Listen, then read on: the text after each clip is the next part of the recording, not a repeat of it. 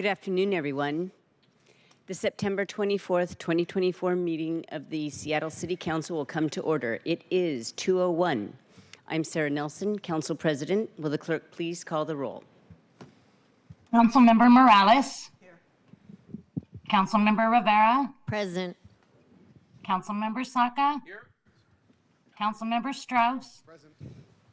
Councilmember Wu. Present. Councilmember Hollingsworth. Here. Councilmember Kettle. Here. Councilmember Moore. Present. Council President Nelson. Present. 9 present. Thank you very much.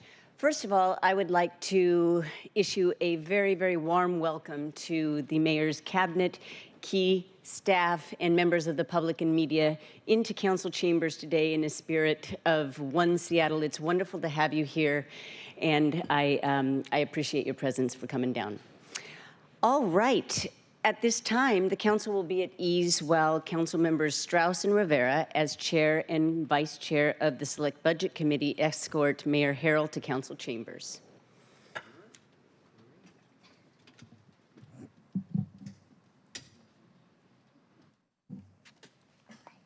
to scoot if you need to scoot it off. This is kind of old school, right? This reminds me of way back times.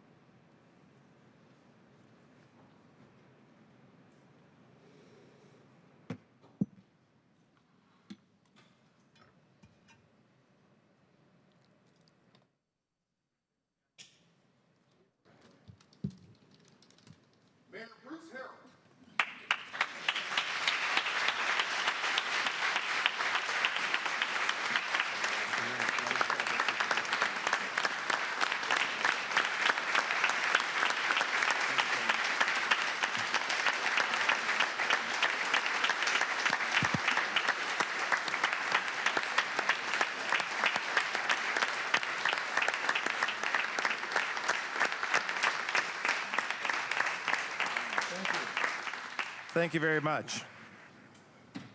Let's get this love fest started.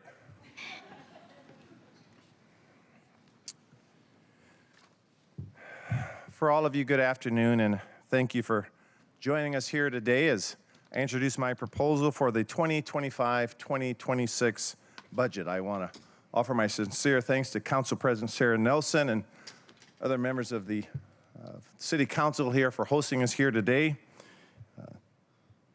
Feels good to be back, I should say. We're in council chambers because this will be budget central for the next couple of months. I know it's the right place to have the conversations about what the future of our city should be, what it should look like, what our investment strategy should be. Now, there will be no doubt some long nights here for all of us. And indeed, you'll hear voices passionate about making, from the public, passionate about making sure their needs are met. And I want to thank you in advance for putting in this hard work.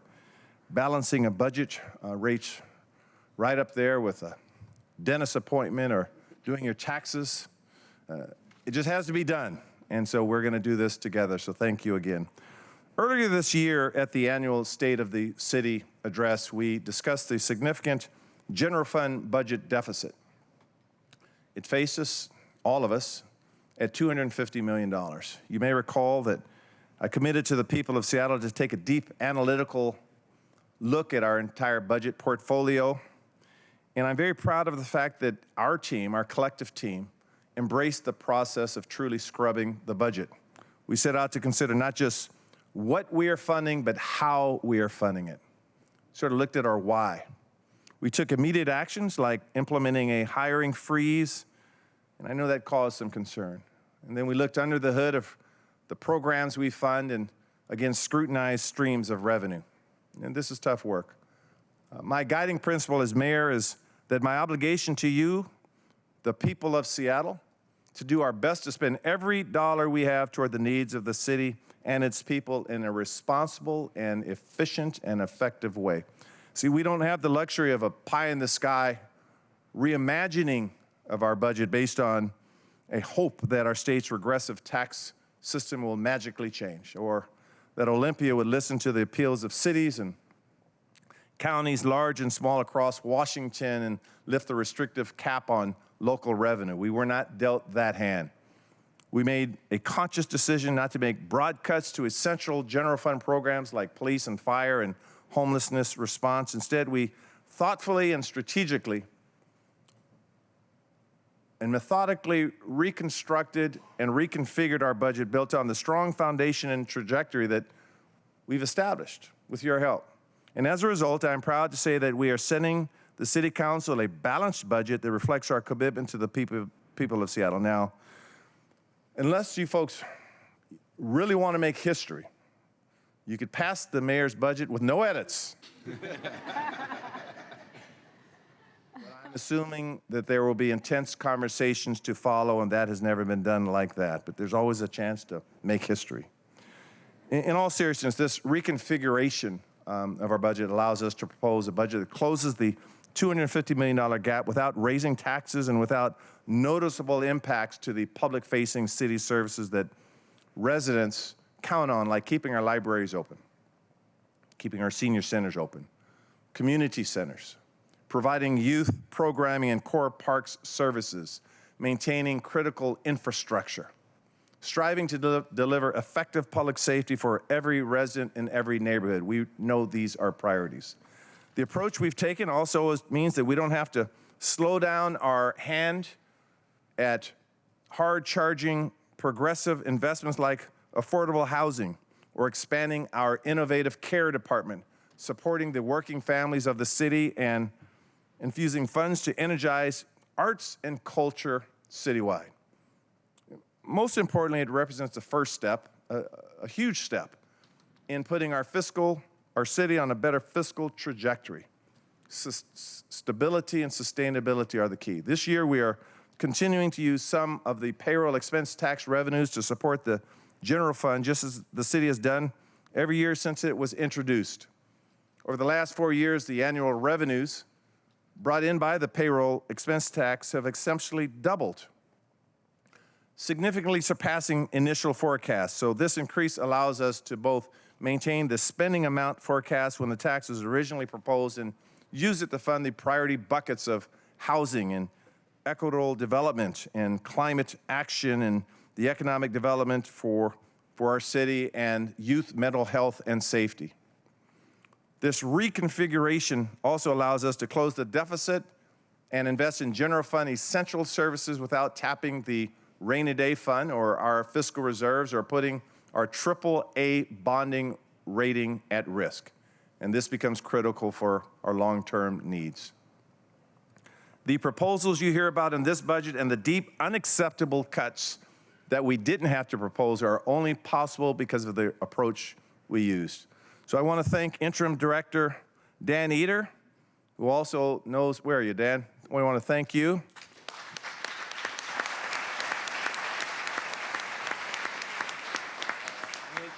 I worked on this great floor, the second floor here together, and thank you and your predecessor, Julie Dingley, and the entire team at the City Budget Office, many of whom are represented here this afternoon, for identifying this reasonable path forward. And I want to thank Budget Chair and Councilmember Dan Strauss. Since day one of this budget cycle, he's been a thought leader and a thought partner willing to go outside of the box and seek real solutions with a steady hand. And so I want to thank you, Dan.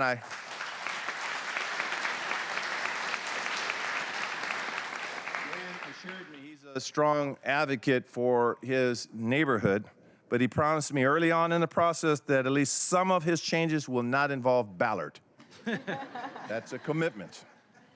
This reconfiguration does not mean that we're able to avoid tough decisions or ignore structural budget challenges that put us in the position here in the first place. We had to take these issues head on. Our department directors who are here today, thank you for being here. They took a fresh eye at their own departments to make efficiency gains and find ways to do more with less and carefully consider all lines of business. They are embracing my expectation that the city is a learning, growing, sort of breathing organization to deliver excellent service to our communities. Now that means we also had to make some very difficult decisions. We had to propose some layoffs. These layoffs were informed by strategic thinking and our long-term approach to effective services, but for those city employees who are potentially impacted, I recognize that this is a very challenging and uncertain time for you. You have my commitment and my administration's commitment that we will put forward every effort to support you in this time of change. And I want to thank all of the city workers who tirelessly serve their neighbors and the residents of Seattle every single day in so many different ways.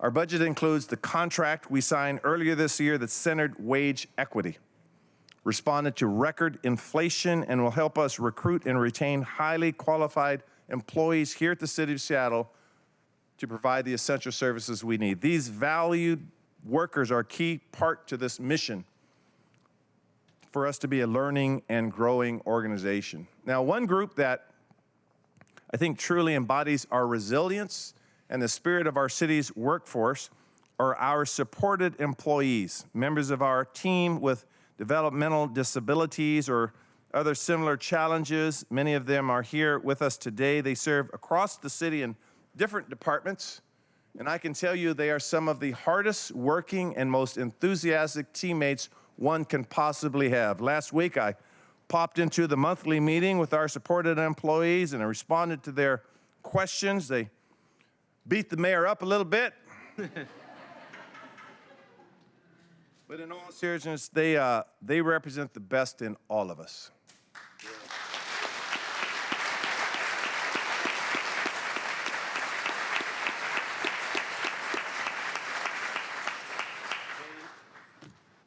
Embrace the concept of public service and decided to do the best they could to overcome the challenges that are put before them. And I am proud to be on their team. And you could just sort of wave your hand here and say hi to us. Those are our superstars right there, our supported employees.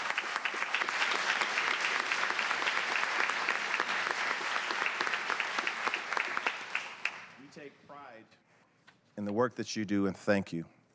So taking a top-to-bottom approach to rebuilding the budget allows us to continue prioritizing programs that support city workers and allows us to prioritize programs that mean so much to us in describing our Seattle's fundamental needs, such as protecting the gains we're making to build and maintain affordable housing.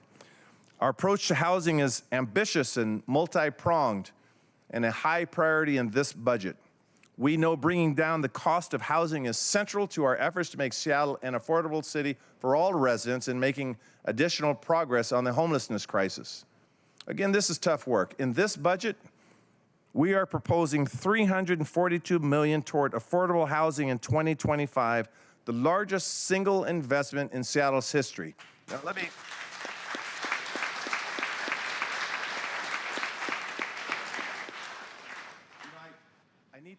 I need that to resonate with folks. That is our largest investment up until 2026, when we have proposed an even higher investment at $343 million, recognizing the need for our residents. Altogether, that's nearly $700 million toward affordable housing over 2 years, on top of the $800 million we've invested in my first 3 years of office. This is critical policy work and investment strategies. This means that thousands of more units of affordable and permanent supportive housing for those most in need. Pairing our historic investments with other partners is critical. We need partners. I seek partners. You read about partnerships every day. The state of Washington, philanthropy, private companies like Amazon, including their recent commitment to $1.4 billion toward affordable housing. See, working together, we're addressing the significant challenges facing affordable housing providers and taking advantage of the opportunity to create needed new places for people to live in our city. That said, we know that these investments in housing and stability alone will not make Seattle more affordable for families and workers and our neighbors. Simply put, we need more housing and more kinds of housing across the city. So over the last year, we've advanced a number of common sense solutions to increase and diversify our housing stock, making it easier to build, reducing permitting hurdles, and promoting houses like ADUs. So next month, we'll take another major step by sharing more details about our revised One Seattle Comprehensive Plan update, reflecting a massive opportunity to build new kinds of housing in new places. This is a comp plan. We also will have a massive opportunity to make everyone mad. So if you know comp plans, you know if you know. That's the difficult work we have elected to do. Some of the changes we'll be making include improving the size and types of family-sized housing that can be built in our neighborhood residential zones. More incentives to build affordable housing citywide and additional neighborhood centers, areas where we can build stronger communities, encourage walkability, and encourage housing options and affordability in all parts of Seattle. Our plan, yes.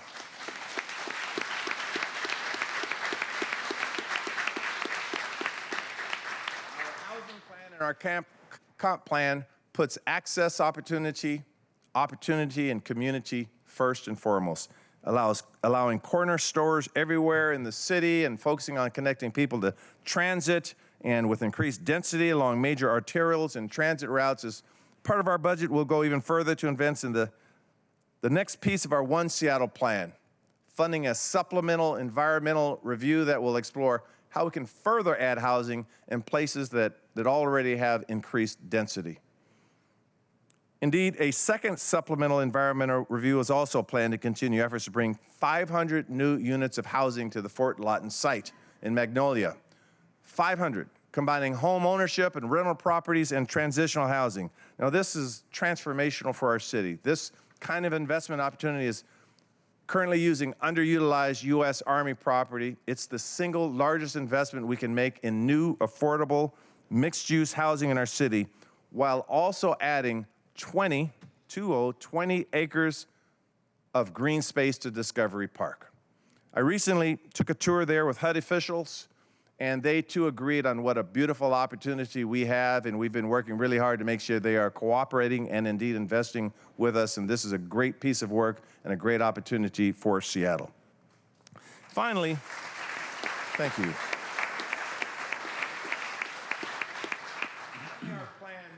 Includes strategies to fight displacement and support the communities who have long called Seattle home, but who are at being pushed out by rising costs and a changing landscape. One important tool in this effort is the Equitable Development Initiative, a program I can say my budget will increase to $28 million total for 2025. And I look forward to continuing our ongoing work with council members and Land Use Chair Tammy Morales as the council considers the One Seattle plan and all of the housing programs we are proposing, like our revised ADU code that are going to make our city a place where everyone could call home. And I want to thank you in advance, Councilmember Morales. This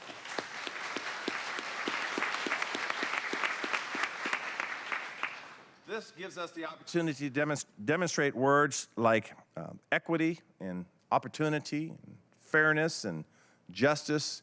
These are not just mere buzzwords. These are real values that will convert to budget policy. Is that little boy whose mom worked at the local YMCA and his father worked at City Light, being able to live in the core city of Seattle was literally life-changing for me. My goal as your mayor is to make sure other little children have that same possibility in the core of Seattle, and that is driving our plans. Housing is a critical component of our efforts to address the homelessness crisis. And we also recognize we need intermediate places for people living unsheltered to go. They must begin their journey to recovery. places like shelter and tiny home villages with culturally competent care and services on site. Our city and region entered this year staring down at a funding cliff for shelters and tiny home villages, facing the risk of losing about 300 beds as federal and one-time grants are set to expire at the end of the year. Now that's 300 spaces where people can safely sleep at night. That's 300 respites from the cold of the winter and the extreme heat of the summer. That's 300 footholds of people looking for a chance to recover. So we appreciate places like the Cairo building in the Central District, operated by Africa Town. It serves up to 150 people every day and night with a specific focus on the Black community who are disproportionately represented in our homelessness population. I know Councilmember Joy Hollingsworth understands the important impact that this shelter is making in her district and across the city. And I know that the community holds us accountable for fighting against these kinds of injustices that have historically been part of our city. We can't lose these places. Not here, not under our watch, not in Seattle. So in this budget, we worked with King County to ensure that these beds stay open, taking on these investments ourselves and changing them from one time to ongoing. This becomes key.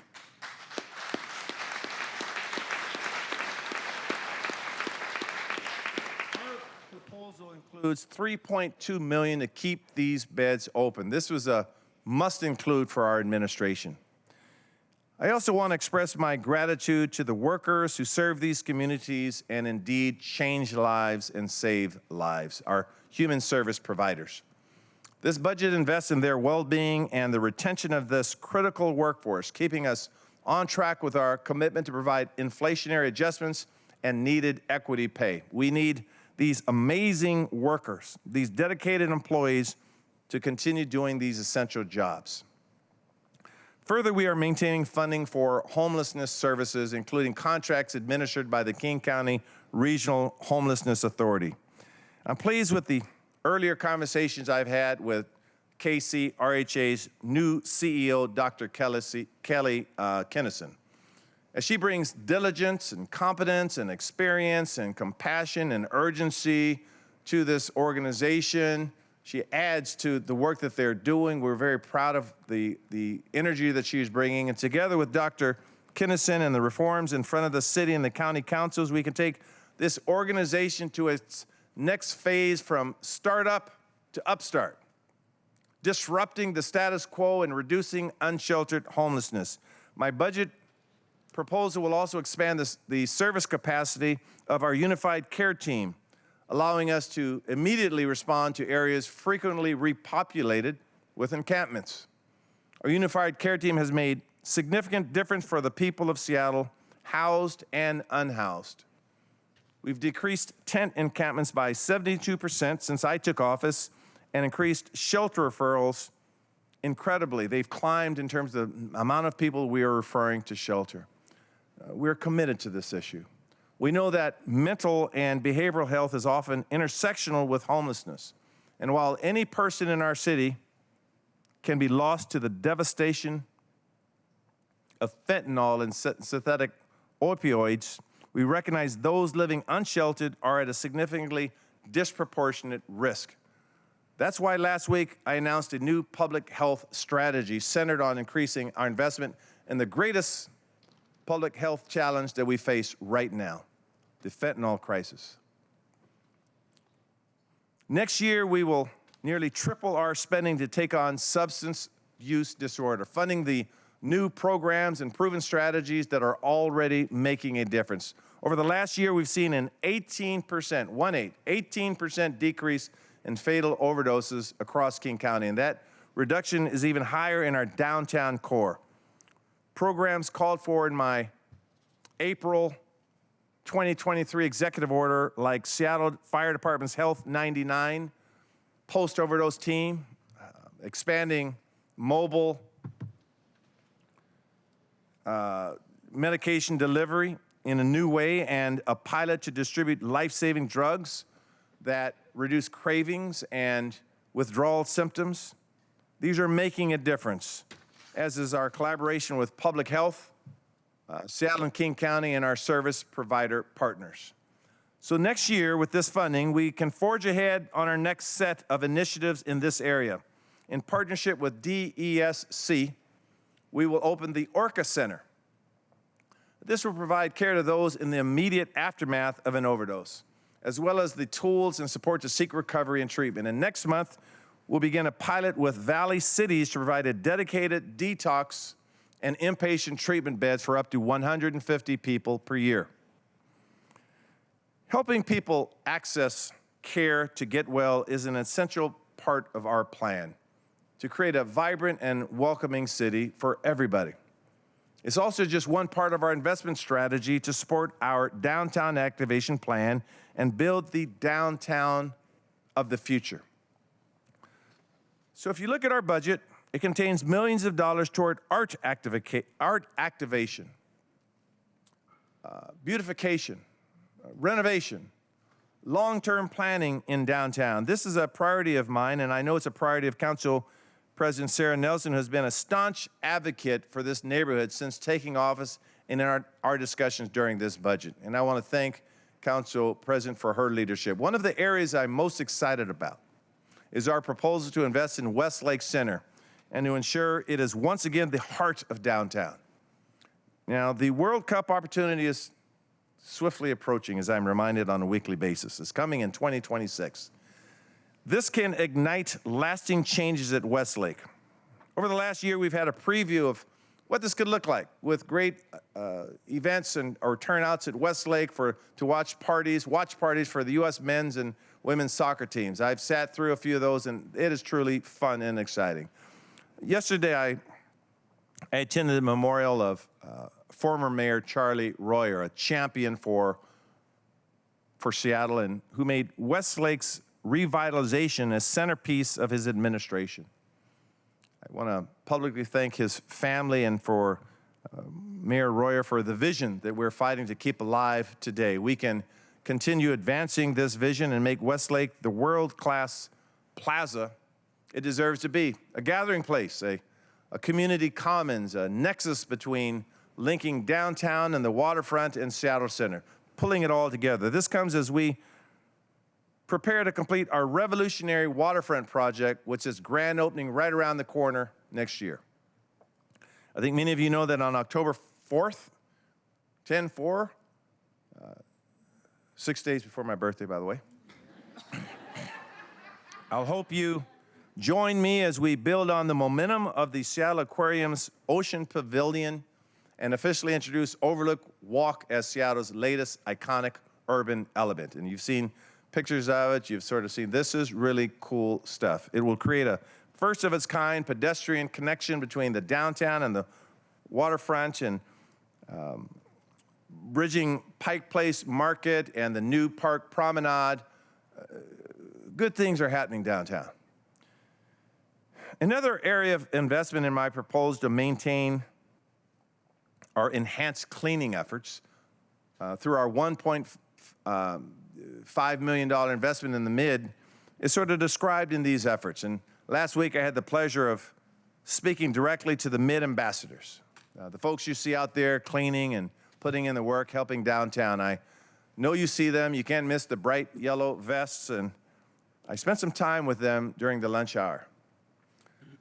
Now, many of these mid ambassadors, you may not know, they come from some challenging backgrounds, and they're certainly willing to share that with you. They have experienced challenges with homelessness and substance abuse or incarceration. And when we met, I told them a few things.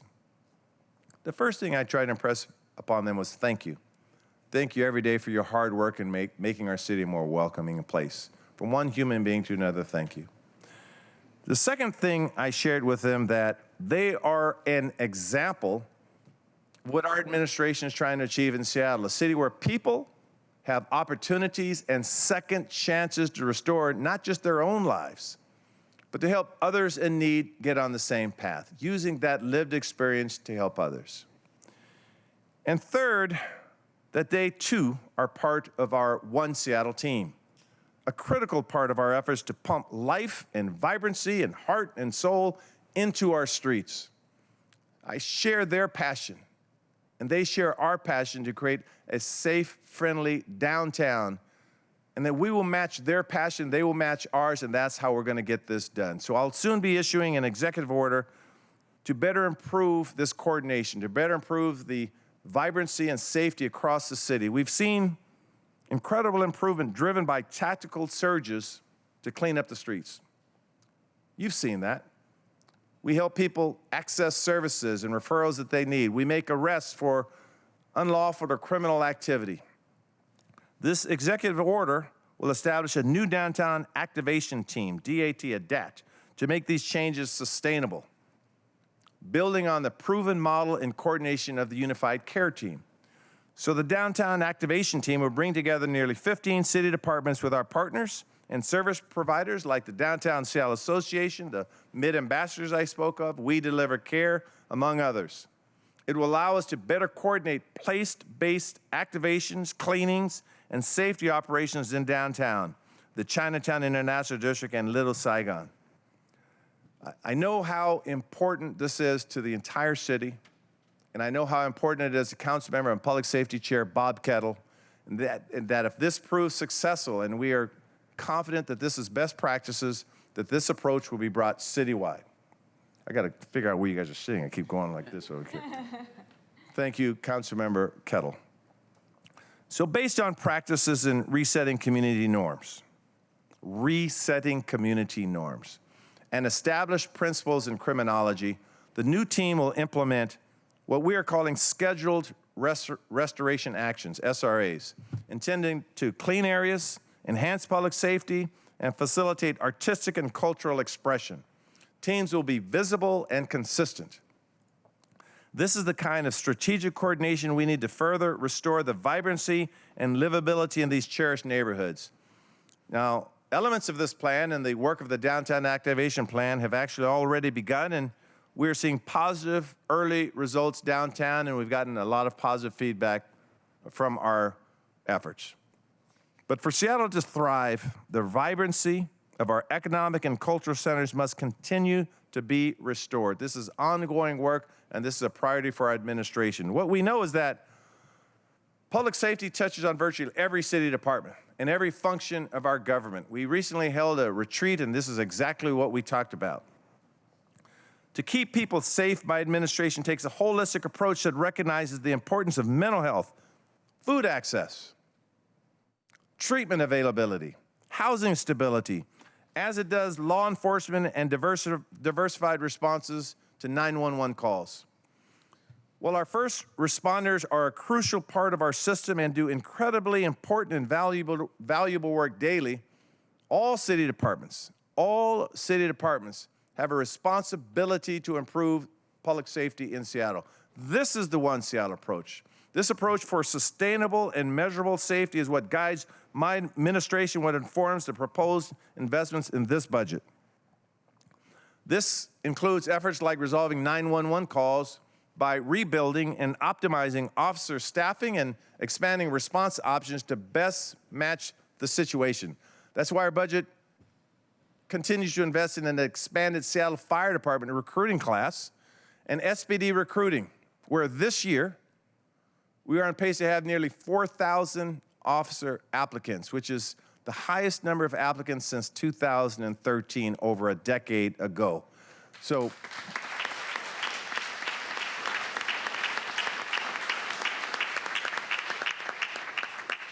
we are working feverishly to make sure the application work that we're doing and the pipeline into actual officers is improved greatly. Now, we're not talking in the abstract here. We are really hiring. Right now, seattle.gov, if you want to pull up the website and join the effort of our public safety department, is seattle.jobs.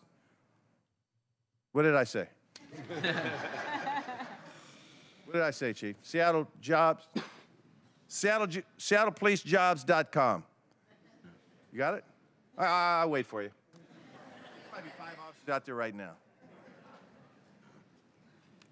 Our budget also reflects our new agreement with King County, which will expand flexibility and capacity in our use of the King County Jail. Our approach to addressing people engaged in unlawful activities requires a diverse array of strategies and approaches, including the option to book someone into jail. It's for that reason the need for the right response at the right time that we're also including funding the citywide expansion of care responders, our new paradigm in public safety, adding ongoing funding for an additional 18 responders and 3 supervisors.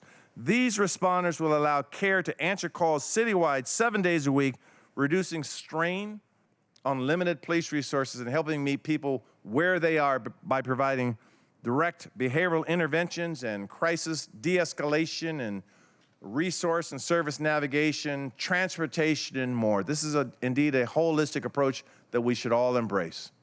We're also, yes.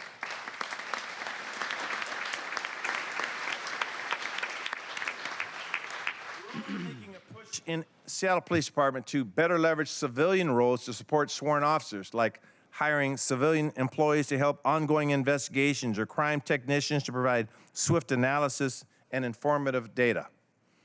We're expanding the role of parking enforcement officers to review traffic safety cameras as well.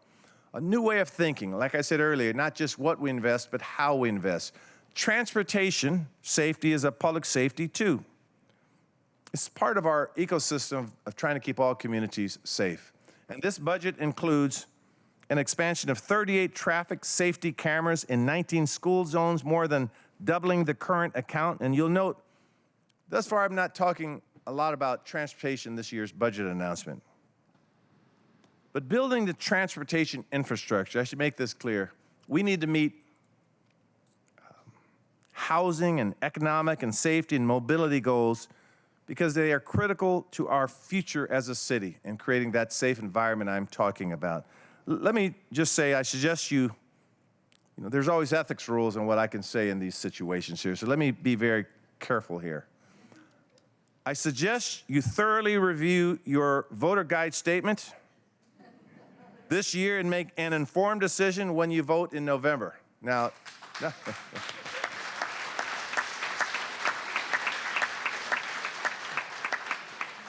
just in our collective proposed transportation levy, but on everything, if you get my drift. In all seriousness, I'd like to recognize Councilmember Rob Saka, also known as the King of Potholes. And the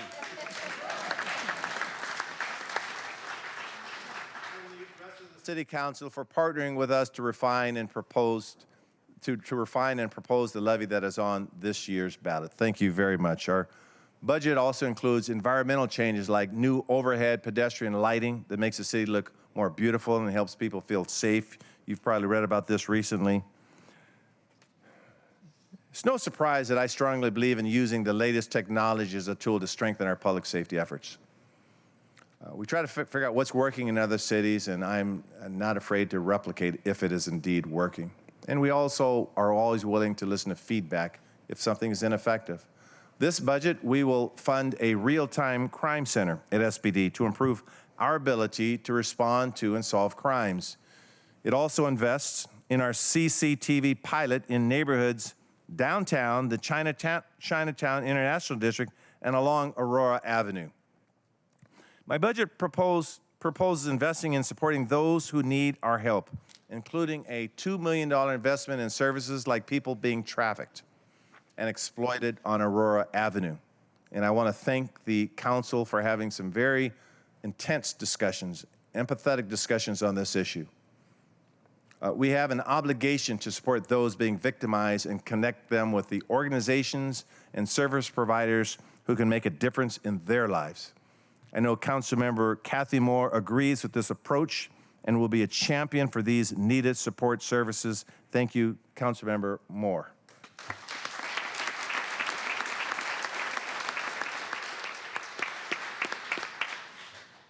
Seeks to invest in the next stage of our plan for youth mental health and safety, bringing our total to nearly $20 million to expand mental health counselors, telehealth services, and violence prevention and intervention and interruption services, in addition to $12.5 million in base investments supporting youth safety. We will only be safe when our children are safe. Our overall investment in community safety through our Human Services Department is $38.3 million, with continued investments in the community-based organizations that are using lived experience and credible messengers to disrupt gun violence near schools and across the city. I know for a fact that Councilmember Maritza Rivera has been an important partner in thinking through these investments, driving outcomes with a focus on improving outcomes for our youth. And I want to publicly thank Councilmember Maritza Rivera for that leadership.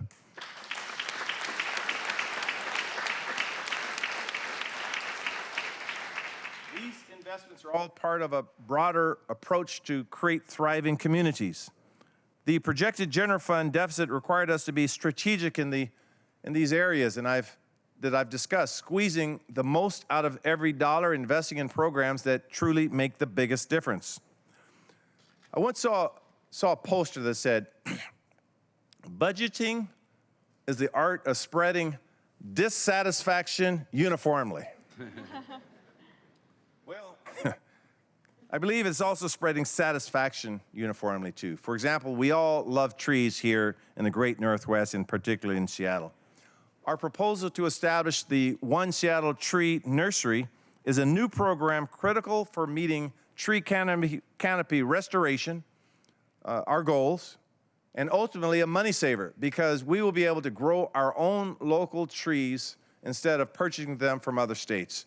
The city's remarkable Trees for Neighborhood program delivers hundreds of trees to residents across the city. But this year, just this year, we had to offer fewer trees than expected because production issues outside of our control, outside of the state, were caused by the providers. We cannot improve this, I should say positively, we can improve this by growing the best trees for Seattle, in Seattle, to address climate change. We've been relentless in our climate efforts, especially seeking grants from the state and federal government at the historic time where the issue of climate change is in front of us. In the last year, we've brought in $61.5 million in state and federal climate grants, focusing on things like green buildings and affordable heat pumps and clean electricity rebates. These resources have allowed us flexibility to restructure the funding for our Office of Sustainability and Environment. I want to thank Director Farrell for her strong leadership and her department. She gets all the credit, but they do all the work, but that's the way it works sometimes.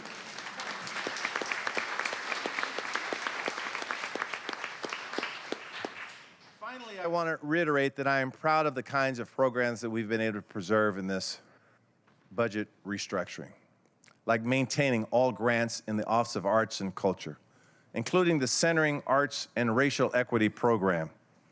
I know this is a priority for Councilmember Chan Yu. I've heard her speak on this very eloquently for some time, as well as her work to foster art in our city and supporting a strong creative economy, and I look forward to your continued discussions, Councilmember Wu.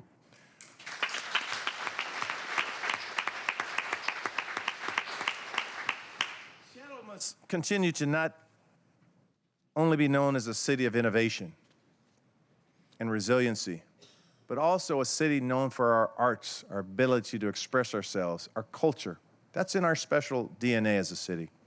We're unlike many cities. We have our own culture, and it's pretty cool, actually. We need to invest in these efforts. In all, I believe we've achieved a lot in this budget. We've closed a $250 million general fund deficit in 2025 and 2026. We've protected the payroll expense tax to meet its original commitments, while also funding important priorities and preventing more devastating cuts. We've made some tough decisions, but necessary decisions about our programs and our return on investments, our future spending, and our goal always is to provide a new, clear trajectory for sustainability. And most importantly, I believe we've met our commitment to you all, the residents of Seattle. This strategy allows us to put every dollar every dollar allowed us, I'm sorry, I was doing perfectly until then, right? This strategy allowed us to put every dollar we have toward the needs of our city. Strong public services, historical investments in affordable housing and homelessness investments, needed public health and public safety programs, and resources for thriving communities, and so much more. Again, I want to thank my teammates for doing this work. I hope this budget offers a strong starting point for the City Council as we continue to have a conversation with you and with the community about how to use our resources. Part of our job are receiving feedback. My administration welcomes your feedback in a conversation. Together, we are building a great city, clawing our way back to a city that we love so much. So all of you, I thank you for being here. I know it was a long speech, but this is what we have to do. This is our work together. And I want to thank again the City Council for the weeks and months ahead for helping me build One Seattle. Thank you very much.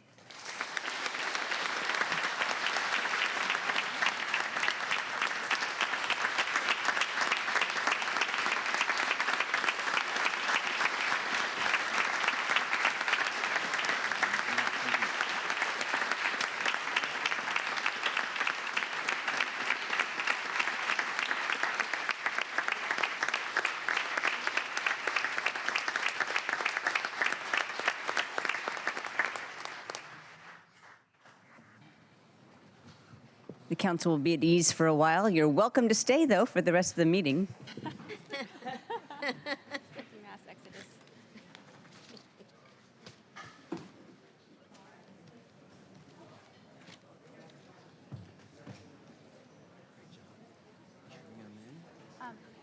So we'll be at ease for maybe about 5 minutes. Members of the public who signed up are downstairs. They still have to come back down for public comment. So we can easily recess if we want, or just be at ease, meaning everyone just sticks around for 5 minutes. It's up to you. Yeah, we'll recess. Okay, do you want to just go into the mic then real quick?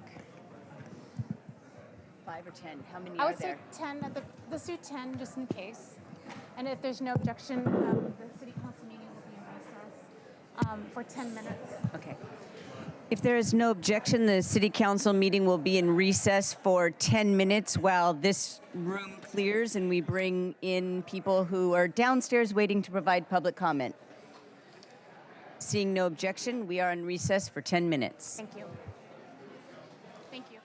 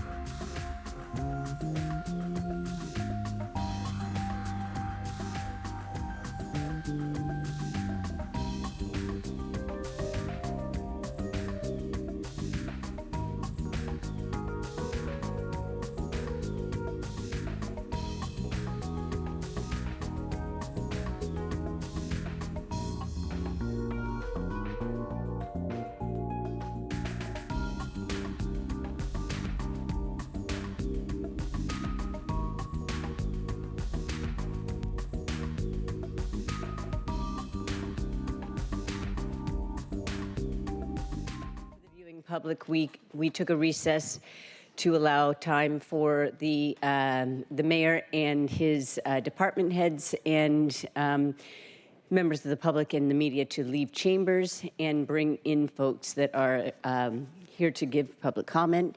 And so with that, we will now come back to order. And will the clerk please call the roll? Councilmember Morales. Here. Councilmember Rivera. Present. Councilmember Saka. Councilmember Strauss. Present. Councilmember Wu. Present. Councilmember Hollingsworth. Councilmember Kettle. Here. Councilmember Moore. Present. Council President Nelson. Present. 7 present. Thank you very much. At this time, colleagues, we will open the hybrid public comment period. Public comment is limited to items on today's agenda, the introduction and referral calendar, and the council work program. Madam Clerk, how many speakers are signed up today? We have 10 remote and 9 in person. All right. We will provide 1 minute for everyone to speak, and we will begin with the in-person speakers. Okay, we'll begin with, Jody, please proceed with the rules. Yes, our public comment period is up to 20 minutes. Speakers will be called in the order in which they are registered. We will alternate between sets of in-person speakers and remote speakers until the public comment period has ended. Speakers will hear a chime when 10 seconds are left of their time, and speakers' mics will be muted if they do not end their comments within their allotted time. Go ahead. We'll begin with in-person speakers, speakers numbers 1 through 9. If you can please line up. We have 2 sets of microphones. We have the center ones and the ones here far west. Speaker 1.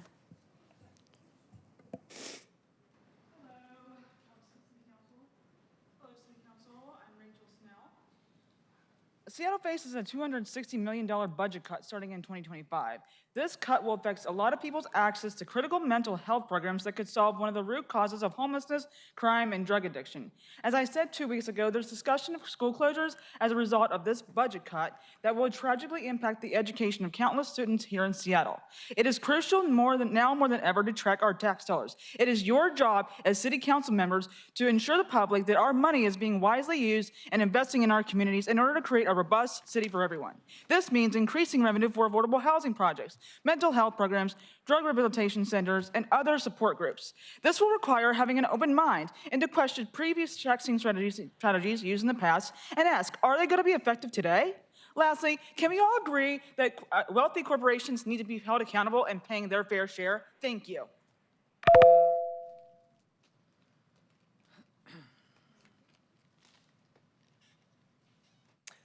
Good afternoon. I'm Shannon Woodman of Washington Alarm. My family has been securing lives and property in the Seattle area for over 80 years. I own a home and live in Seattle, and my family owns a commercial building in Seattle. Both my home and my commercial building have security systems. We were notified 1 week ago that Seattle Police Department was changing their alarm response policy.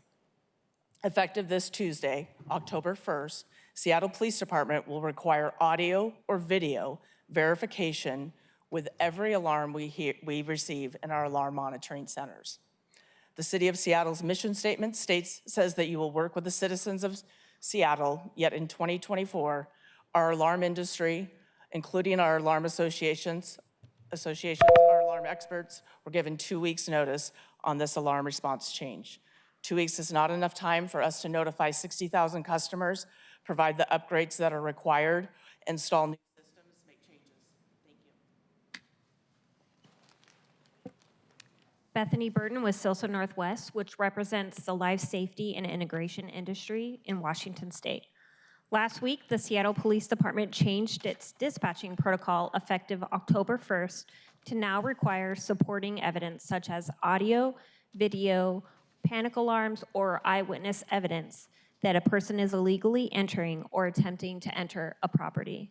This short 2 weeks notice provided by the SPD is inadequate for planning and implementing the updates required for the 65,000 security system owners in Seattle. We're requesting additional time to coordinate with our local businesses and residences who would like to upgrade to meet these new requirements. Thank you.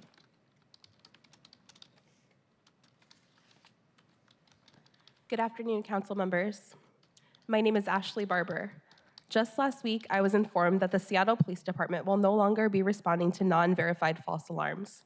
This information was shared in a letter sent by Interim Chief Sue Rahr on September 12th. This change has been in process for 8 months with no collaboration with the City of Seattle residents or the local security industry or expert input. I'm the daughter of a retired police chief. I understand firsthand the strain on resources that our police department is experiencing. I have also worked in the security industry for over 13 years. False alarms are a problem, but law enforcement and security industry can work together to come up with a solution that benefits our customers in a way that does not leave them stranded and vulnerable at the most dangerous moments. All I ask is for the additional time to come together to work on solving this issue once and for all. Thank you.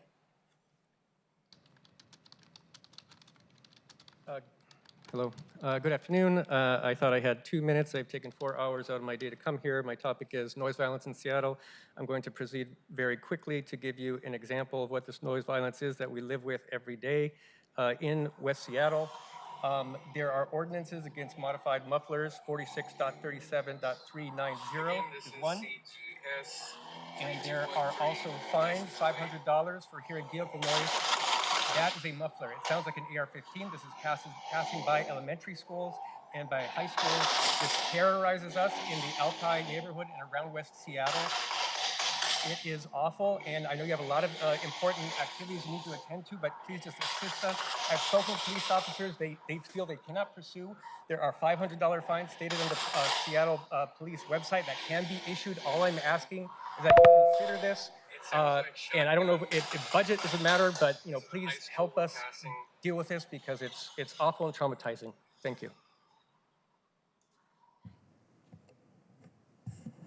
Speaker number 6. Yeah, hi, thank you. I'm Sandy Shetler with Tree Action Seattle, and I'm here to speak on the omnibus bill. There's a sentence added to the tree code in this omnibus bill that says in all zones except for 5 named, all trees may be removed when development is proposed. One of the zones excluded is residential small lot. Residential small lot is not part of neighborhood residential, And in the omnibus bill itself, on page 17, there's a separate set of rules for RSL. I just want to show you where RSL is because RSL has higher lot coverage and smaller replacement trees when lots are stripped. So it is different. And these are the zones of RSL. I'll step back. It's Othello, South Park, Beacon Hill, Lake City. It's all of our formerly redlined communities. So thank you so much for taking care of this. Good afternoon. Steve Zemke speaking for and Friends of Seattle's Urban Forest on some of the problems in the omnibus bill we've already raised. Want to note appreciation for the several council members in the Land Use Committee that said they would be looking at this early next year. The problem is the tree protection area definition and the tree protection area basic definition are basically one and the same. And I will send you this in a separate email so you have a chance to digest it because time is short. Want to note then in 2511-060, which is in the omnibus bill, it says requirements for trees when development is proposed. The tree protection area may be modified from the basic tree protection area based on species tolerance and a number of other items. Then it goes down, when you go down into 2511-070, it says those areas, all zones that cannot be, the basic tree protection area cannot be modified. That's a contradiction in the ordinance. I'll send you an email with more details on it. Just again to remind you, if you look at it, please take it up next year. Thank you.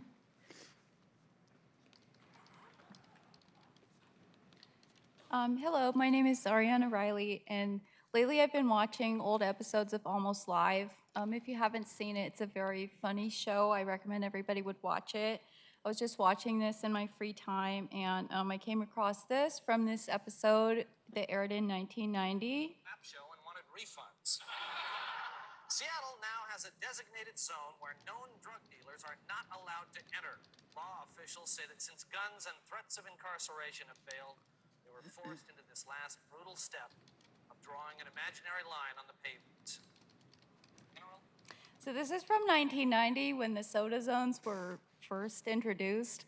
I'll just remind everybody that they were repealed because they didn't actually work. This was tried before more than 30 years ago, and it didn't work before, and it's still not going to work.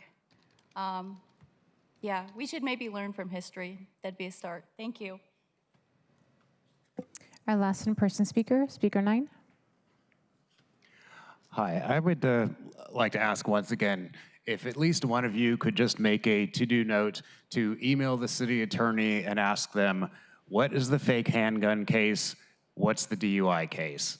They'll know what you're talking about. This is the memo that they issued that disqualified Judge Vedati from hearing any criminal cases.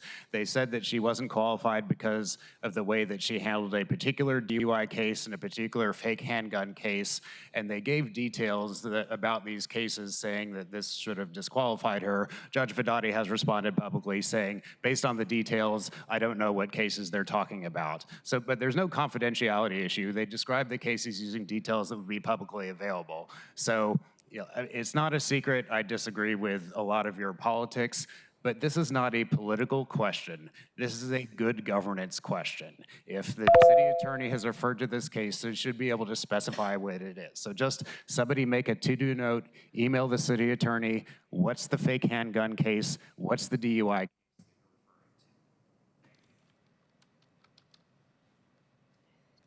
We'll move on to our remote speakers, and as a reminder, remote speakers, please press *6 after you have heard the message that you have been unmuted.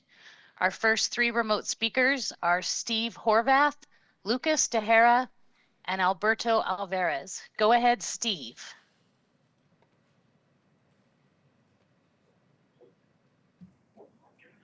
Good afternoon, council members. This is Steve Horvath. I'm a resident of Belltown. I'm a constituent of Councilmember Bob Kettle and our 2 undistricted council members.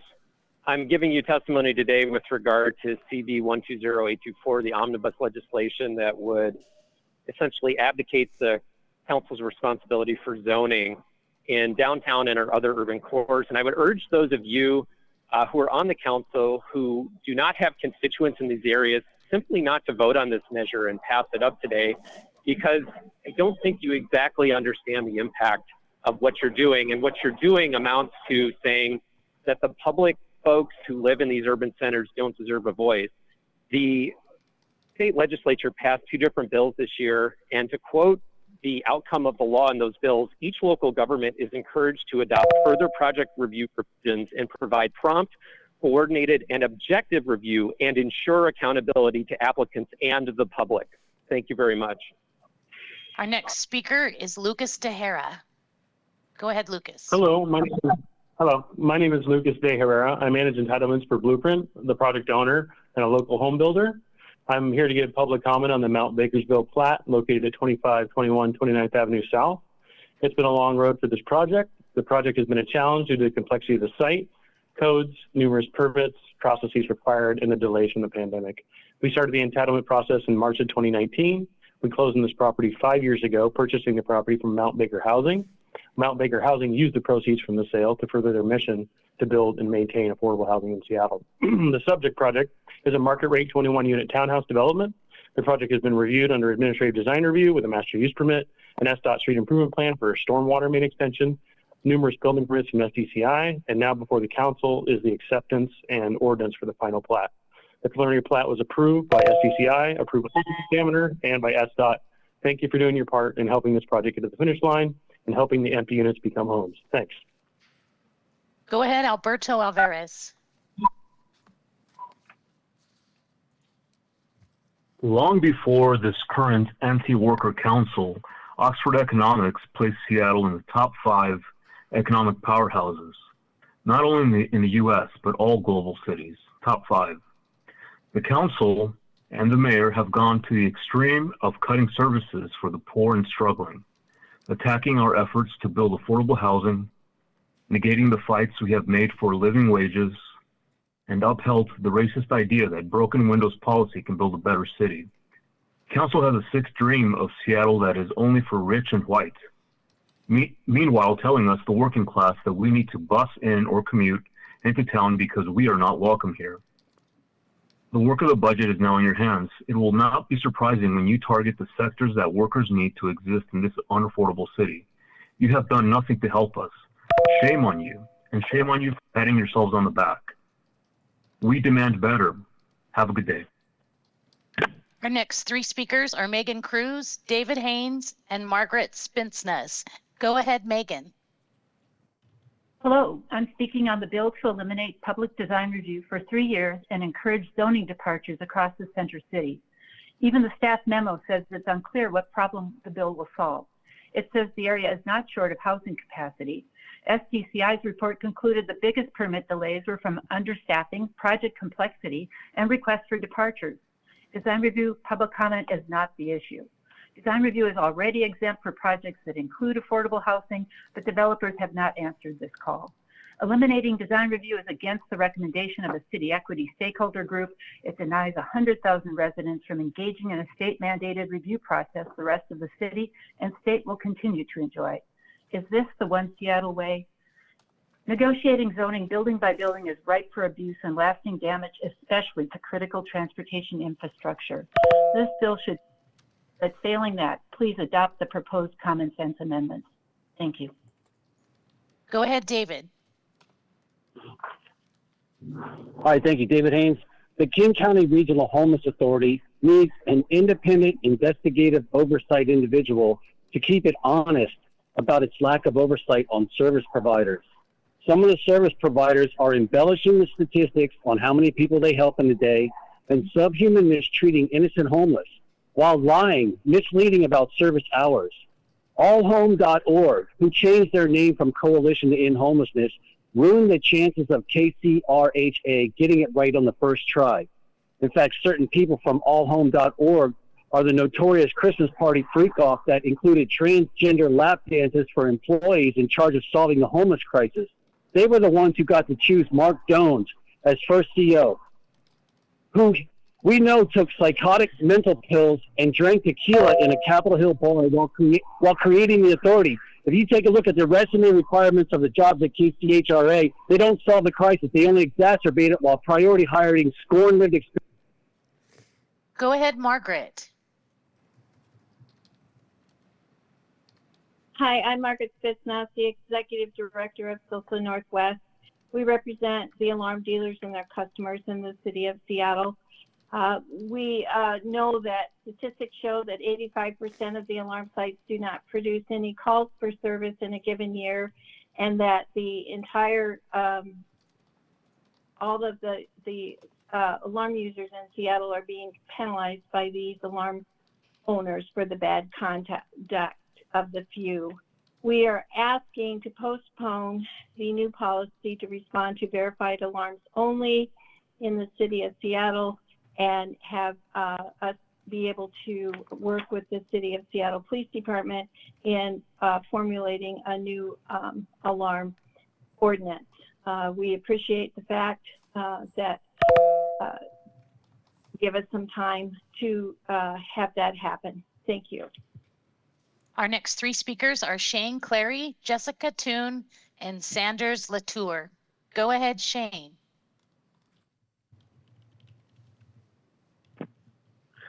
Good afternoon, Madam President, members of the council. My name is Dr. Shane M. Clary, Vice President of Codes and Standards Compliance for Bay Alarm Company. I've been in the intrusion detection and fire alarm industry for 50 years. And just to, speaking on the same topic you've now heard several speakers come before you on, is that the industry received word from the Seattle Police Department just last week of a policy that they will be enacting on October 1st. And it just does not give the industry enough time to basically add the requirements in both businesses and in residential occupancies to meet the requirements of the policy. This can be very restrictive, especially for residences that are on a fixed income. And we just ask for a little delay in this policy so we can meet and work with the Seattle Police Department. And I thank you for your time. Thank you. Go ahead, Jessica. Hello, Council. Jessica Toon, Vice Chair of the Seattle Music Commission, commenting about CB 120827. The venue music loading ordinance is of great benefit to the health of our music ecosystem and creative economy, and provides much needed relief to musicians, which are a vital creative force in our city and help to ensure our city remains a vibrant cultural hub. A local musician who is playing a venue on a given weeknight might make around $150, which is often split 4 to 5 ways amongst bandmates. Between expensive gas to drive from outlying areas into the core of a city they can't even afford to live in, to risking a ticket while loading in gear and then paying to park, the math of playing shows in Seattle is not penciling anymore. I want to reiterate that there are many nights when a musician ends up spending money to play a show in Seattle. They are losing money to play in our city. Our local musicians deserve better, they deserve to be supported, and they deserve city infrastructure that is reliable, safe, and secure. Thank you, Councilmember Nelson, for your leadership and for all of your votes in support of CB 120827. Go ahead, Sanders. Hi, my name is Sanders Latour, and I rent an apartment in South Lake Union. I asked the council to pass Council Bill 120824 while rejecting Amendment A to the bill. Full design review delays projects and adds extraordinary costs to them. Those costs get passed on to the people living and working in the finished building. New construction under this bill would still have to conform to code and will still have to be approved by the SDCI director. On Amendment A, I believe this amendment adds a necessary barrier to the new processes proposed in the main bill. Seattle Municipal Code 2354035 details the standards for loading doors and provides a framework for the SDCI director in consultation with the director of transportation to make reasonable departures. I would imagine this is also the case for parking utility spaces as well. We should trust our city directors to allow for reasonable departures that allow for better buildings. Thank you. Our last two remote speakers will be Dave S., followed by BJ Last. Go ahead, Dave.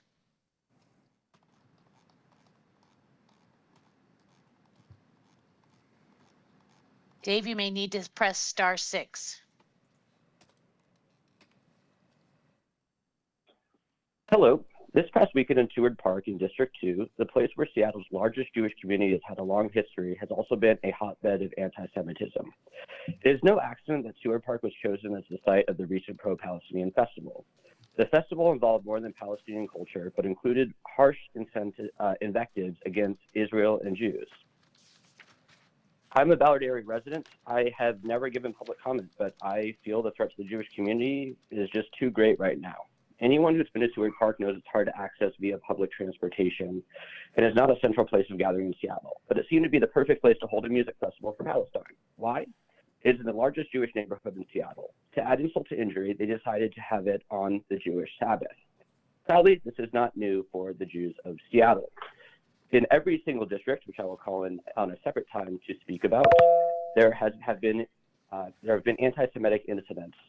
Notably, in District 3, there was a Jewish community house that was defaced nearby with pro-Palestinian graffiti as well as. Our last speaker will be BJ. Go ahead, BJ. Hello, my name is BJ Last. I'm in Ballard. So the mayor just said that his proposed 2025 budget includes funding for RTC. But as of this morning, central staff pointed out that the proposed 2024 adopted budget included $1.1 million for RTCC. And the SIR for RTCC was actually just amended to put the price at $0.4 million. So which is it? How is it that the cost for this massive surveillance program changes every single time someone asks for a breakdown? The same thing has happened with CCTV. It went from apparently being $0 in last year's budget, even though it was specifically included, to about $1.3 million in the SIR, to now it's an additional $425K in this year's budget. So these massive, constantly changing prices show this isn't actually a real proposal. It's a cash and power grab by SPD. Also, proposed budget has permanent positions for RTCC. You do not add permanent positions for something that's supposedly a. That concludes our remote speakers. Thank you very much. We've reached the end of the list, and we are now closing the public comment period. All right, moving on. If there is no objection, the introduction and referral calendar will be adopted. Hearing none, the introduction and referral calendar is adopted. And if there's no objection, the agenda will be adopted. Hearing none, the agenda is adopted. Moving on to the proposed consent calendar. The items on the consent calendar today include Council Bill 120865, payment of bills, appointments from the Governance, Accountability, and Economic Development Committee, and 16 appointments from the Transportation Committee. And are there any items that that my colleagues would like removed from the consent calendar? Hearing none, I move to adopt the consent calendar. Is there a second? Second. Thank you. It's been moved and seconded to adopt the consent calendar. Will the clerk please call the roll on the adoption of the consent calendar? Councilmember Morales? Yes. Councilmember Rivera? Aye. Councilmember Saka? Aye. Thank you. Councilmember Strauss? Yes. Councilmember Wu? Yes. Councilmember Hollingsworth? Yes. Councilmember Kettle? Aye. Councilmember Moore? Aye. Council President Nelson? Aye. 9 in favor, none opposed. The consent calendar items are adopted. Will the clerk please affix my signature to the legislation and the minutes of the consent calendar on my behalf? All right, moving on to item 1. Will the clerk please read items 1 and 2 into the record? Agenda items 1 and 2, clerk file 314473, full unit lot subdivision of Blueprint Capital Services LLC to subdivide one development into 21 unit lots at 2521 29th Avenue South. Council Bill 120859, approving and confirming the plat of Mount Bakersville in the portion of northeast quarter of southeast quarter of Section 9.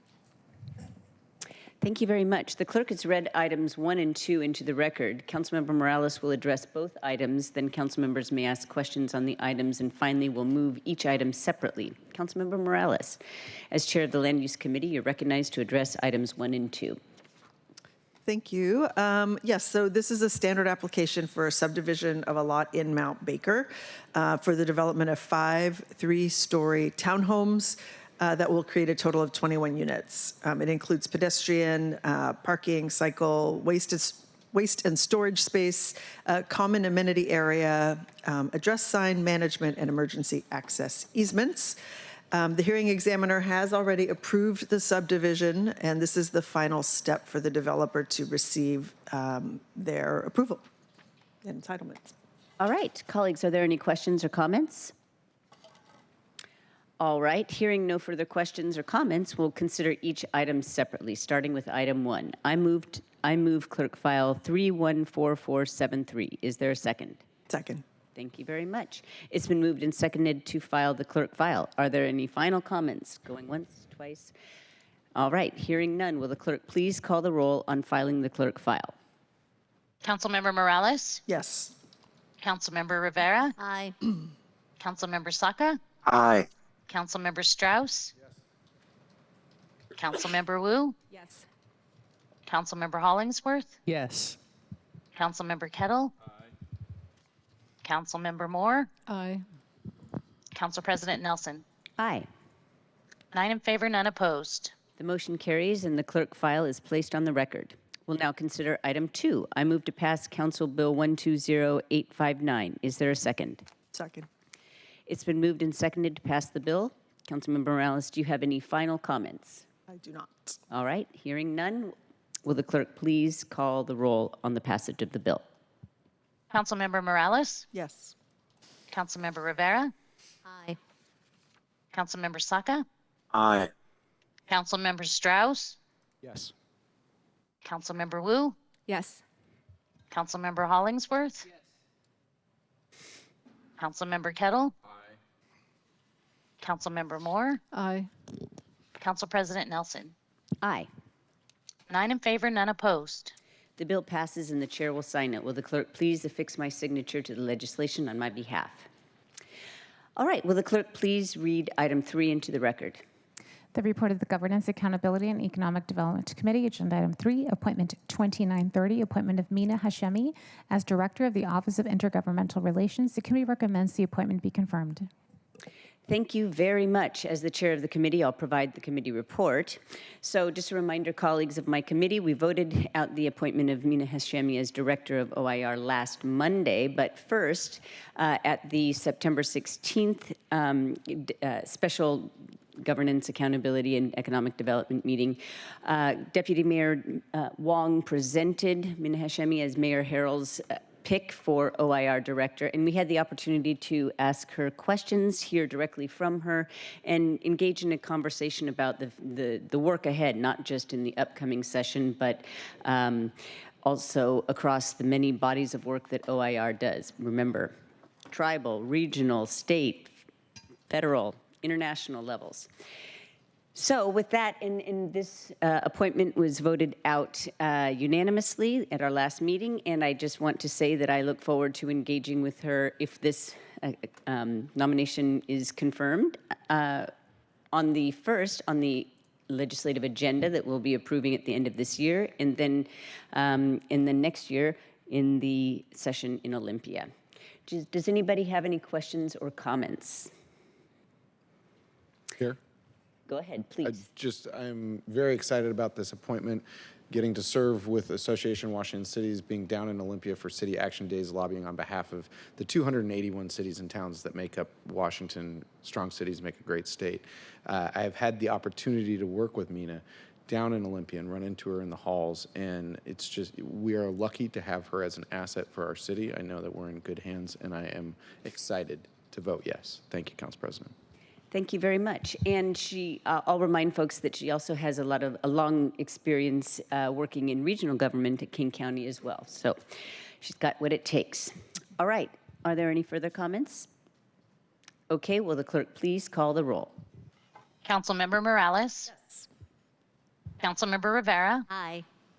Councilmember Saka? Aye. Councilmember Strauss? Yes. Councilmember Wu? Yes.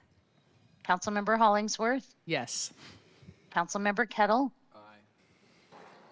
Councilmember Moore? Aye. Council President Nelson? Aye. 9 in favor, none opposed. All right, the motion carries and the appointment is confirmed. Congratulations, Director Hashemi, wherever you may be. Oh, there you are. I am sorry. I am so sorry. I did not see you there. Okay, I should have been making eye contact this whole time. In any case, welcome to the team officially. You are recognized to provide some words and address the council if you would like. Thank you. Can you hear me? Yes. Okay, thank you. I'll keep it brief.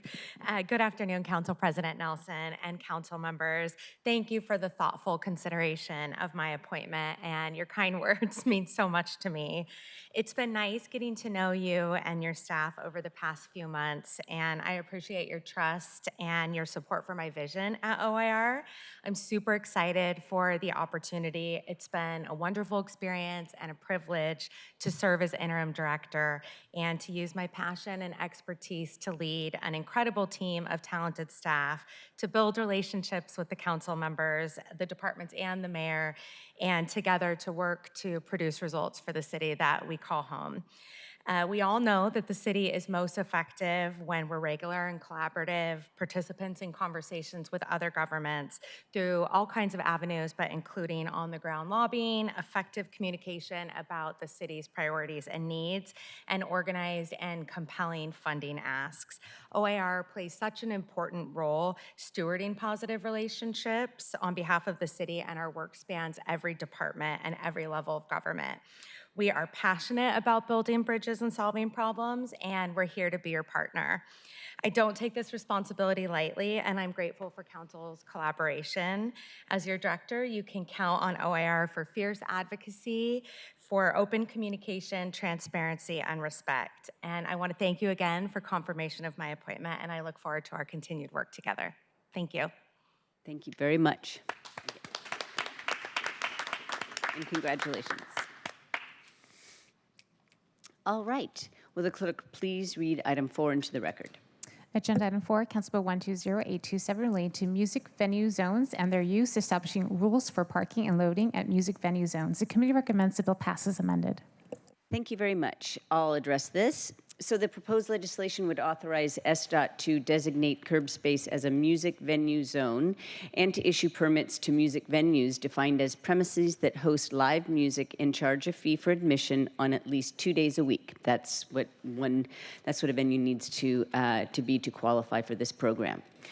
And by making it easier to make music in this city, the music venue zone permit will not only support our local musicians and boost our music and nightlife scene, it'll help draw performers from other cities that might otherwise skip our city because it is inconvenient, difficult, and sometimes unsafe to park in front of the music venues. And so that's the whole reason for this program.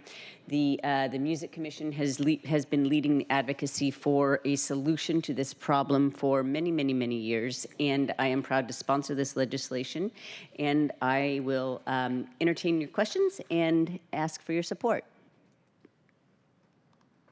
All right, I'm not seeing any questions or comments. Will the clerk please call the roll on the passage of the bill? Councilmember Morales? Yes. Councilmember Rivera? Aye. Councilmember Saka? Aye. Councilmember Strauss? Yes. Councilmember Wu? Yes. Councilmember Hollingsworth? Yes. Councilmember Kettle? Aye. Councilmember Moore? Aye. Council President Nelson? Aye. 9 in favor, none opposed. Yay, the bill passes and the chair will sign it. Will the clerk please affix my signature to the legislation on my behalf? All right, will the clerk please read item 5 into the record? Agenda item 5, Council Bill 120831, relating to the West Seattle Junction Parking and Business Improvement Area, modifying the boundaries. The committee recommends the bill pass. All right, this legislation would modify the boundaries of the West Seattle Junction Business Improvement Area, adding 32 ratepayers to the BIA, and OED anticipates that the BIA assessments would increase by 8.2% to $490,000 about a year. There would not be any change to the rates charged to already existing ratepayers. The legislation was passed out of committee unanimously, and I ask for your support. Are there any comments? All right, seeing none, will the clerk please call the roll on the passage of the bill? Councilmember Morales? Yes. Councilmember Rivera? Aye. Councilmember Saka? Aye. Councilmember Strauss, Yes. Councilmember Wu, Yes. Councilmember Hollingsworth, Yes. Councilmember Kettle, Aye. Councilmember Moore, Aye. Council President Nelson. Aye. 9 in favor, none opposed. The bill passes and the chair will sign it. Will the clerk please affix my signature to the legislation on my behalf? All right, moving on, will the clerk please read item 6 into the record? The report of the Finance, Native Communities, and Tribal Governments Committee, Agenda Item 6, Council Bill 120815, relating to City Public Works and the Priority Hire Program, modifying the methodology for determining which zip codes are economically distressed areas and authorizing the creation of a Regional Priority Hire Implementation and Advisory Committee. The committee recommends the bill pass. Councilmember Strauss, as chair of the committee, you're recognized to provide the committee report. Thank you, Council President. Council Bill 120815 updates the Priority Hire Program, which was set up intending to hire people from Seattle and the King County area for projects being built in Seattle. And so what this means is that we are hiring people that live in our community and not from afar. And so as this program was put in about a decade ago, some updates have been made. Today's update is simply changing some zip codes. No zip codes within the city of Seattle are removed. Within the city of Seattle, we are also adding Aurora and Fremont, the University District, and the Soto Industrial Zone. I urge a yea vote. Thank you, Council President. Okay, are there any questions or comments? Go ahead, Councilmember Moore. Thank you, Council President. I just wanted to express my appreciation for this legislation to Councilmember Strauss, and note that this includes 98103 as a zip code as an economically distressed area, which is in District 5, and so I appreciate that expansion. Thank you for bringing this. I also want to thank you very much for championing this legislation, and I am in strong support. Seeing no other comments, will the clerk, okay, will the clerk please call the roll? Councilmember Morales, Yes. Councilmember Rivera, Aye. Councilmember Saka, Aye. Councilmember Strauss, Yes. Councilmember Wu, Yes.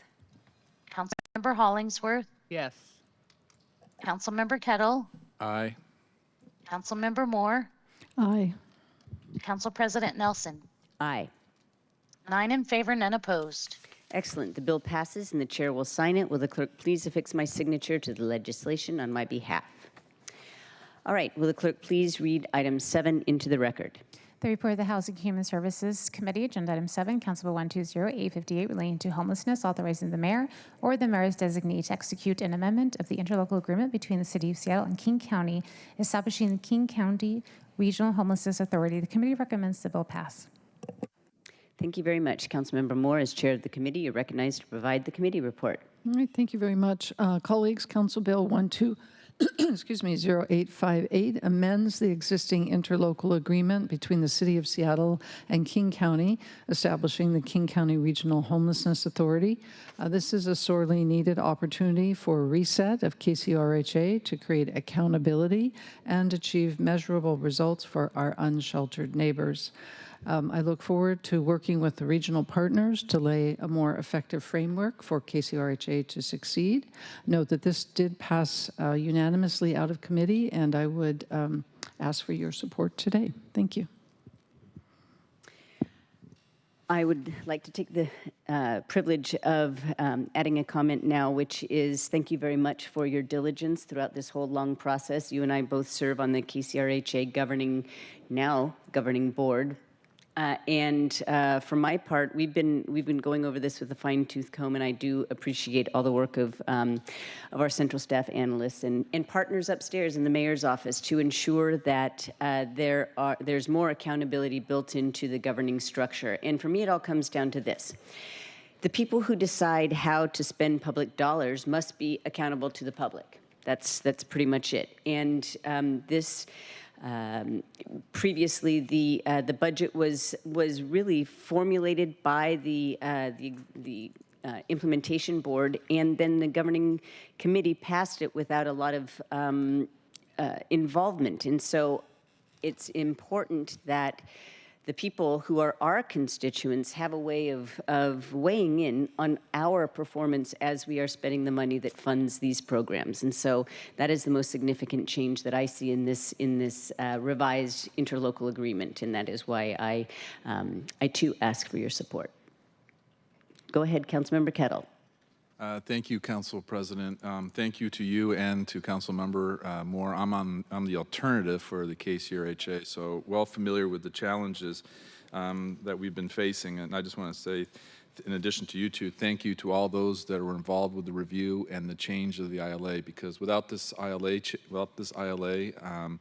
we would not have a KCRHA, I believe, at the end of the year. So it was key, it was fundamental to have this ILA come through. Good governance requires, clear lines of governance, particularly with its board structure, and also important is clear guidance on the mission, the scope of work, and also the guidance for the CEO, the expectations of the CEO.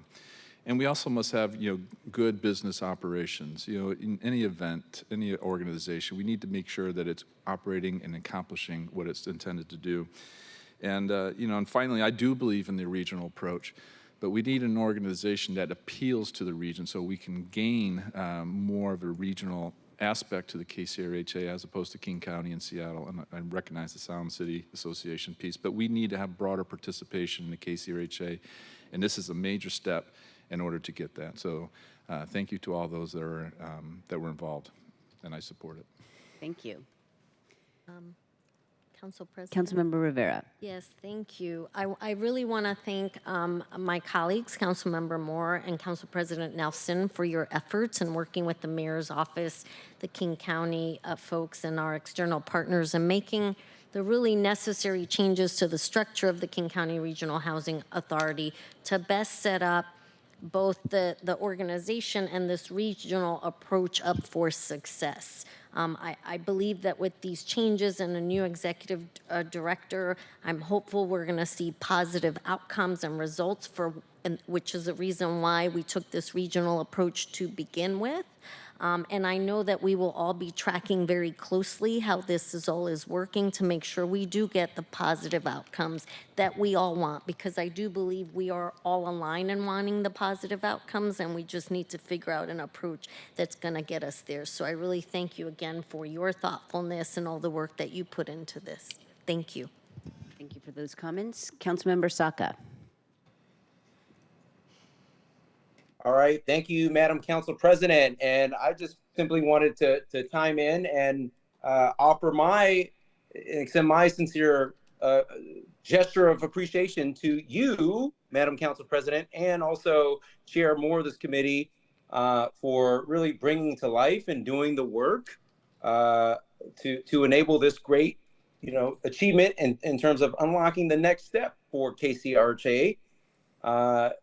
This revised agreement was something that I, at the principal level, had called for in terms of helping to simplify the governance structure and clarifying the roles and responsibilities.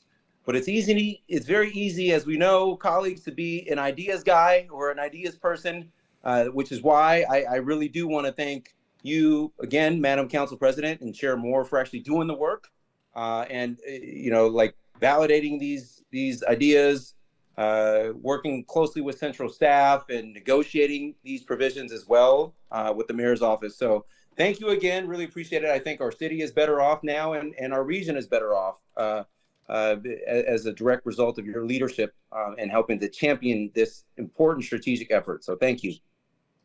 Thank you very much. Councilmember Wu. I too want to echo everyone's statements. Thank you so much for all your hard work and getting us to this point. I believe this is a good start and hope to look forward in the future to its future successes. Right. Are there any further comments?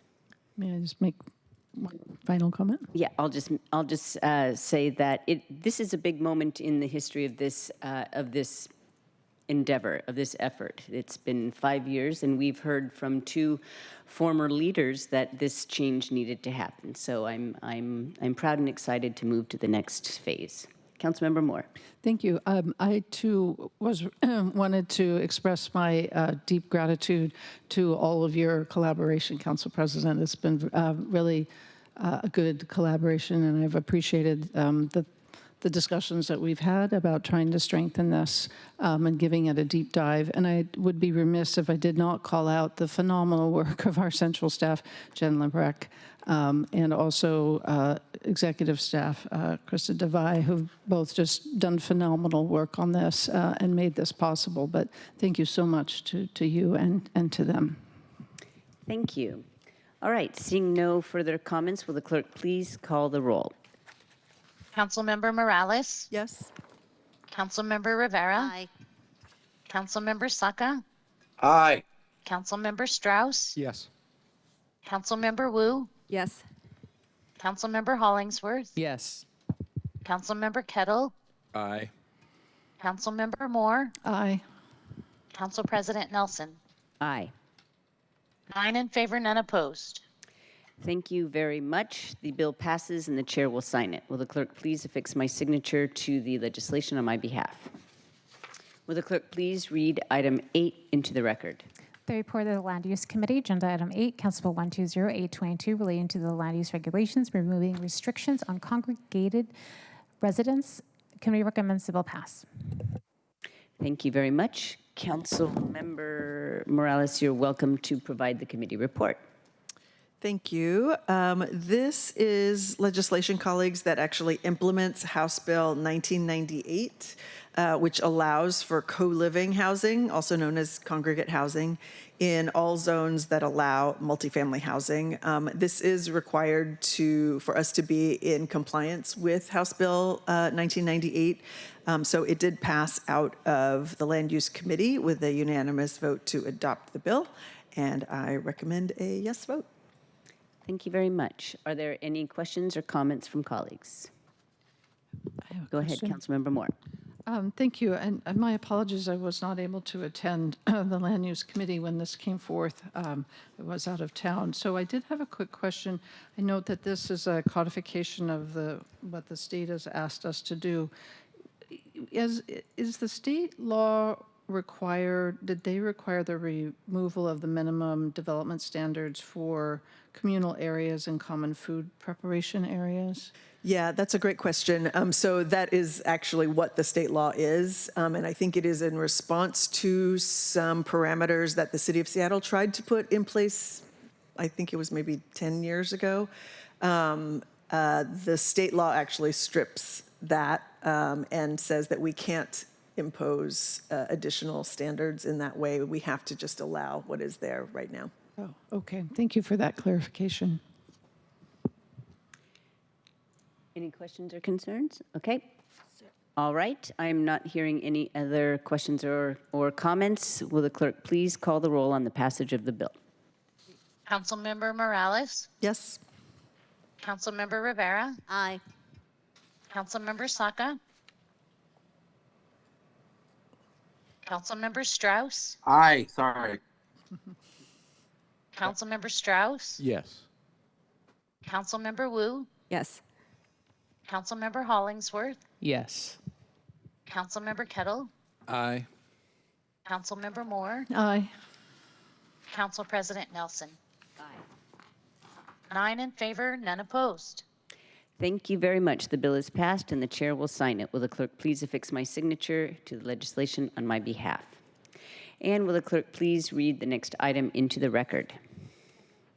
Agenda Item 9, Council Bill 120823, relating to land use and zoning, correcting typographical errors, correcting section references, clarifying regulations, and making minor amendments. Committee recommends the bill pass as amended, with Councilmembers Morales, Strauss, and Rivera in favor, none opposed, with an abstention from Councilmember Wu. Thank you very much. Councilmember Morales, as chair of the committee, you're recognized to provide the committee report. Thank you. Sorry, let me get back to my notes. Okay, this is an omnibus bill, as Amelia read. It really clarifies development regulations, corrects errors and omissions that happen when legislation is transmitted in the city, and ensures that the city's policy intent is clear and achievable. Colleagues, I know we have all heard from our constituents about trees, so I do want to reiterate some of the things that I said in the Land Use Committee about trees. There are no changes regarding tree protection that are being proposed to residential small lot zones here. The existing tree regulations already apply to them as neighborhood residential zone. So the intent here, and the reason that it was mentioned at all, was really to provide clarity of use and implementation of the requirements. There is a proposed footnote that is intended to clarify that tree protection requirements don't apply in zones that aren't specifically listed, which are neighborhood residential, low-rise, mid-rise, commercial, and Seattle mixed. So I will say that last year, as we were talking about the tree code in general, several folks asked us to continue looking at the tree ordinance. I know we have all heard from people.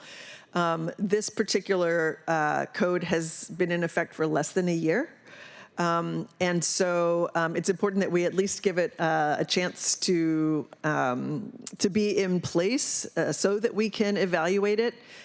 That said, I will also say that during the comp plan discussion that we're going to start as early as December, that will be another opportunity for us to increase tree protections as we continue to assess the effectiveness of the tree code that we have already. That said, this bill did pass out of the Land Use Committee with a recommendation that we adopt the bill, and I would recommend a yes vote. Are there any questions or comments? Councilmember Kettle? Yes, thank you, Council President. Councilmember Morales, Chair Morales, thank you for that summary. As you know, as you stated, the tree issue is a very serious one, and I agree we have to have a period of time for the review in order to do a proper review. And as you noted, the comp plan would be another opportunity to look and address those issues as it relates to trees, because we do need to achieve our canopy goals, but we also have to find that balance. And I think these opportunities will help us fine tune our ability to do so. So thank you. Councilmember Wu? Thank you. So I want to thank Central staff for going through every single section of all these amendments with me. I understand these amendments are designed to address topographical errors, correct section references, clarify existing provisions in our code. There was minor policy adjustment that didn't need standalone legislation, and we also adopted some state law into city law. In regard to the tree ordinance, I know this legislation clarified some aspects of it. It was not, doesn't change anything, but I also fully agree that we need to do more to preserve trees and plant even more to achieve our goal of a 30% tree canopy. And I'm committed to reevaluating and taking a closer look at that and how we can further our goal after the budget process. Thank you for that. Councilmember Rivera? I think Councilmember Moore was Councilmember before me. You can go first. No, you first. No, thank you, Council President. I will say that, you know, having heard from folks about the concerns about the residential small lots, I did talk to SDCI, who has assured me that this legislation in no way changes the currently existing tree protection ordinance. And I know that because they even sent me the code, because I had a lot of concerns about this. The code says, quote, zone neighborhood residential means a zone with a classification that includes any of the following: neighborhood residential 1, 2, 3, and residential small lot. So that is considered as neighborhood residential. You know, folks in the district, in District 4, very much care about trees, and so I want to make sure that we can put people's mind at ease, at least as regards this particular omnibus bill. I will say that I agree with Councilmember Kettle. We very much, tree canopy is important in the city, particularly as regards, you know, heat zones and making sure that we're addressing climate change as we move forward here. And so I will be looking at the tree ordinance and opportunities to look at how we can further support the preservation of trees across the city as we move forward with the comp plan and in general. Thank you. Councilmember Moore. Thank you very much, Council President. I just want to echo the comments of my colleague, Councilmember Rivera. I too had communications with people who were very concerned that this was excluding our residential small lots. I did ask central staff to independently review that, and we were able to independently confirm that they are not being exempted. And I think there were some concerns about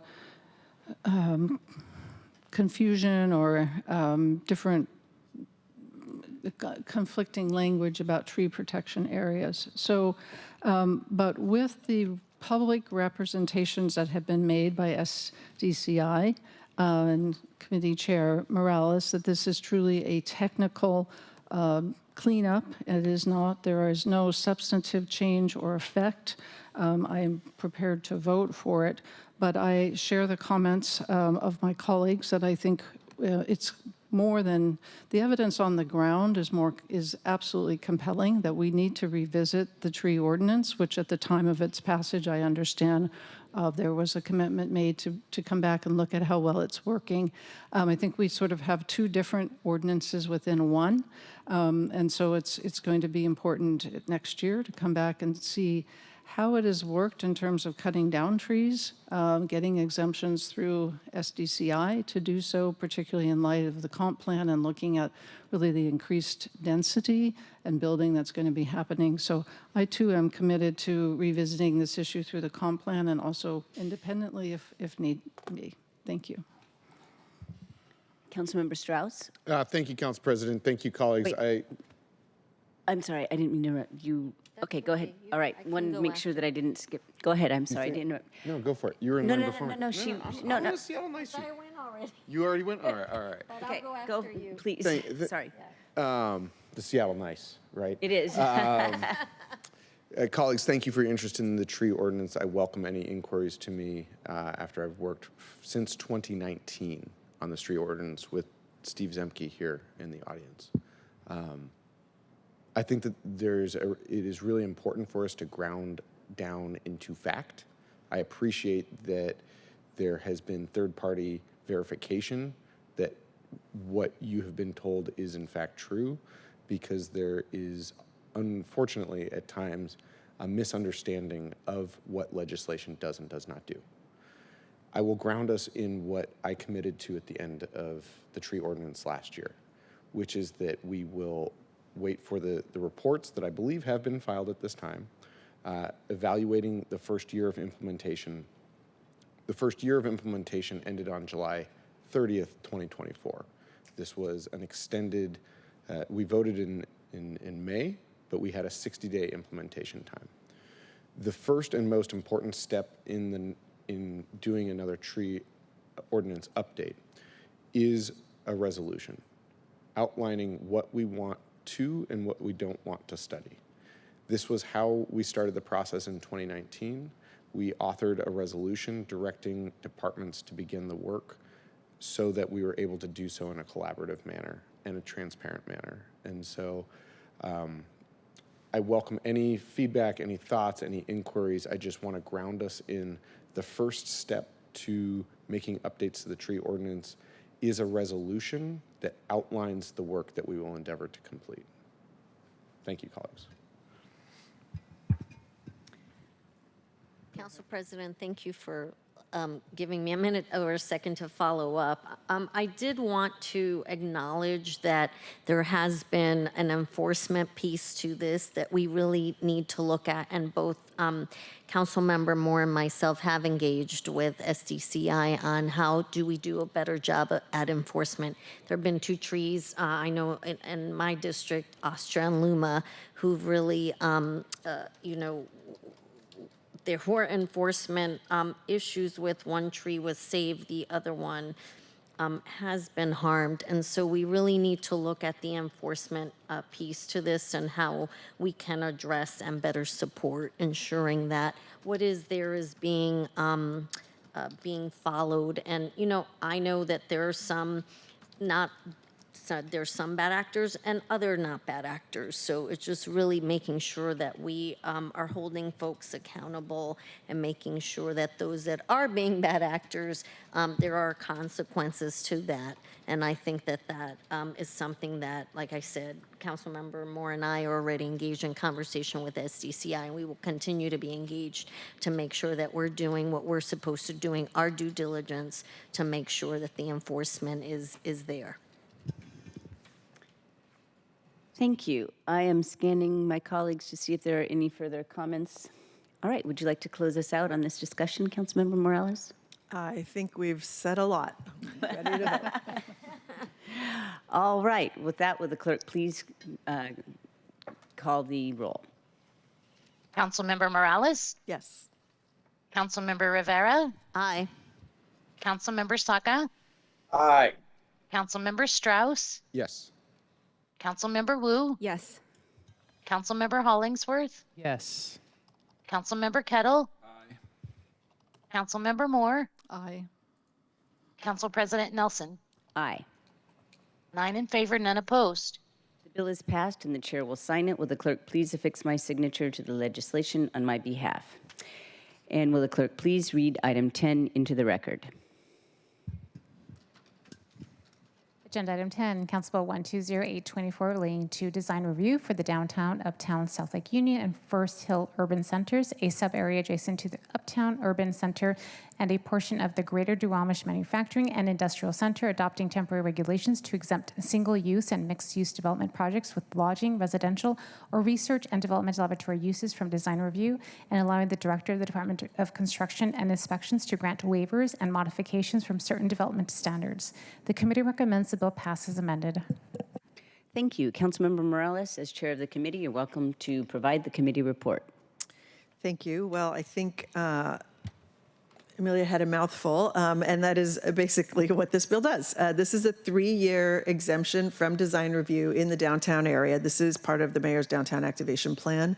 It would exempt projects that include proposals for housing, hotels, or research and development facilities, laboratory uses downtown. And we did have 2 amendments. To Amendment A, which is being sponsored by Councilmember Kettle. Amendment B is a walk-on amendment being sponsored by Councilmember Rivera and co-sponsored by myself. So I will leave it to Councilmember Kettle to move his amendment first. Yes, I move Amendment A to the Design Review Council Bill 120824. Is there a second? Second. It's been moved and seconded to adopt Amendment A. Councilmember Kettle, you're recognized in order to address the amendment. Thank you, Council President. I wanted to start off by stating that I do believe in design review, but I do recognize its flaws and its need for reform that's going to be driven by changes in state law. And we need a system that encourages a dialogue between communities and developers. We need guardrails so that a project isn't slowed down, especially when a project is within code and under financial timelines, the lock-ins that you hear about. And the dialogue is very important when requests for departures from code are made. And this is an area where if a benefit is given, a public good should be under consideration. And we've seen this many times when I served on the Queen Anne Community Council and, for example, the courtyard on top of Queen Anne with the Trader Joe's. That came about from coordination and dialogue between the communities and the developers, and it made for a better project. And so I'd like to encourage that. I also understand the challenges that we face with development, particularly with public safety concerns. Overall, the industry, our strategic framework plan and the Public Safety Committee is addressing those concerns, but also with financing in today's interest rate environment. I also understand, too, the REIT, the real estate excise tax, importance to our budget.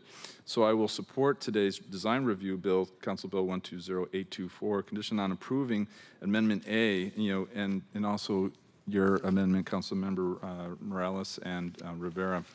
Amendment A really it applies to the vehicle access to parking, loading, and utility spaces, which is under the waiver request for the Director of SDCI as part of the Downtown Activation Plan. Public outreach that I've done to condo and apartment communities throughout D7, particularly in the greater downtown, is not just for public safety challenges, but also the challenges of densification as it relates to logistics, the supply of goods and services to our buildings. I've seen this firsthand. I've walked many streets and many alleys with neighbors throughout the greater downtown area. And bottom line is we cannot allow any more the push of even more logistics to supply onto our streets. SDOT's freight program briefing, to include the final 50 briefing, the final 50 feet briefing, shows the impact on our streets that need to be available to first responders, to public transit, but also other key functions like SPU's garbage, recycling, and compost services. We need our streets to function. And if we want a 15-minute city, we need to ensure that our streets allow for that movement. And it'll help us, this Amendment A, I believe, will help us do so, because once these buildings are built, they're built for decades. It's not just for 3 years. So, colleagues, I just ask for your support on Amendment A to Council Bill 120824. Thank you. Thank you very much. Are there any comments on the amendment?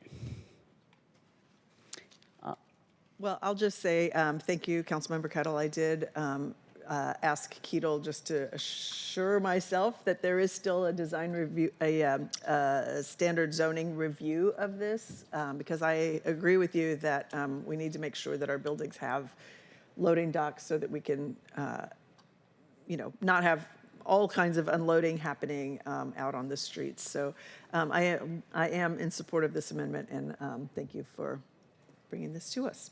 Thank you. Do you want to say sometime? Yes, Councilmember I just Rivera. want to thank you, Council President. Council Member Kettle, I appreciate you bringing this forward. I understand that you're in support of the exemption to promote development in the downtown activation plan corridor, and you're taking a thoughtful approach to ensure, as we're issuing those exemptions, that we don't waive the pieces that are related to the loading zones, so that we can have a more thoughtful approach to our street and how we are moving people about downtown. So thank you. Thank you. Okay, seeing no further questions or comments, will the clerk please call the roll on the amendment? Councilmember Morales? Yes. Councilmember Rivera? Aye. Councilmember Saka? Aye. Councilmember Strauss? Yes. Councilmember Wu? Yes. Councilmember Hollingsworth? Yes. Councilmember Kettle? Aye. Councilmember Moore? Aye. Council President Nelson? Aye. 9 in favor, none opposed. The motion carries and Amendment A is adopted. Are there any further comments on the amended bill that's before us right now? I have an amendment, Okay, go ahead. Council President. I move to amend 120824 as presented on the recently distributed Amendment B version 2. Second. Okay. You're welcome to Address. present the amendment. Thank you, Council President. Colleagues, this is an amendment to an amendment originally brought by Councilmember Morales, which requests SDCI to collect and share data about the number of projects, et cetera, that are being brought forward as a consequence of this exemption to design review allowed by the overall legislation that we passed out of committee and is before you today. This particular amendment that I have proposed and that I appreciate Councilmember Morales co-sponsoring gives us the opportunity to consider the data gathered between passage of the exemption now and next May, when we need to ratify state law in June. But given this limited time frame between now and May, the amendment gives us the ability not to bind us to anything that comes out of that data reporting as we are considering that state legislation. I wanted to give us more flexibility and not tie us to whatever comes out of the report, since we won't have very much time between now and when that data comes. We will get that data from SDCI. Secondly, this legislation also requests that SDCI include the data related to these exemptions to design review, along with the broader report that SDCI will be bringing related to all the exemptions that we currently have. We currently have permanent exemptions to design review because we're trying to incentivize building both low-income housing, for instance, and low-income housing under MHA. They will be bringing a report, and I'm asking to take a holistic approach to this reporting of all these exemptions so that SDCI should bring this reporting on the bill that we're passing today along with the exemptions that we already allow under the law. So it's really basically, like I said, to take a holistic approach to this reporting mechanism so we're seeing what all the exemptions are doing on the ground, and I hope to get your support on this. Happy to answer any questions. Okay, are there any questions or comments? Councilmember Kettle.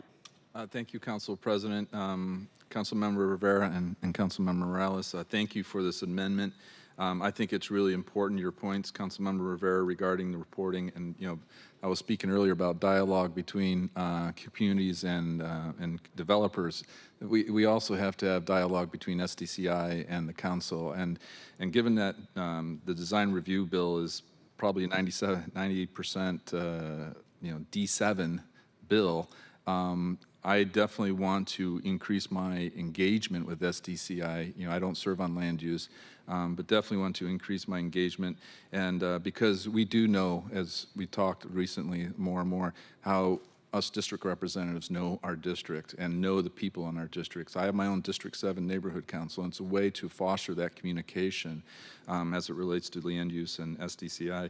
So I appreciate the amendment, and I will be looking to meet with Director Torgelson as much as I meet with Chief Rohr or Chief Scoggins or Chief Barden and all the rest within the public safety realm. So thank you.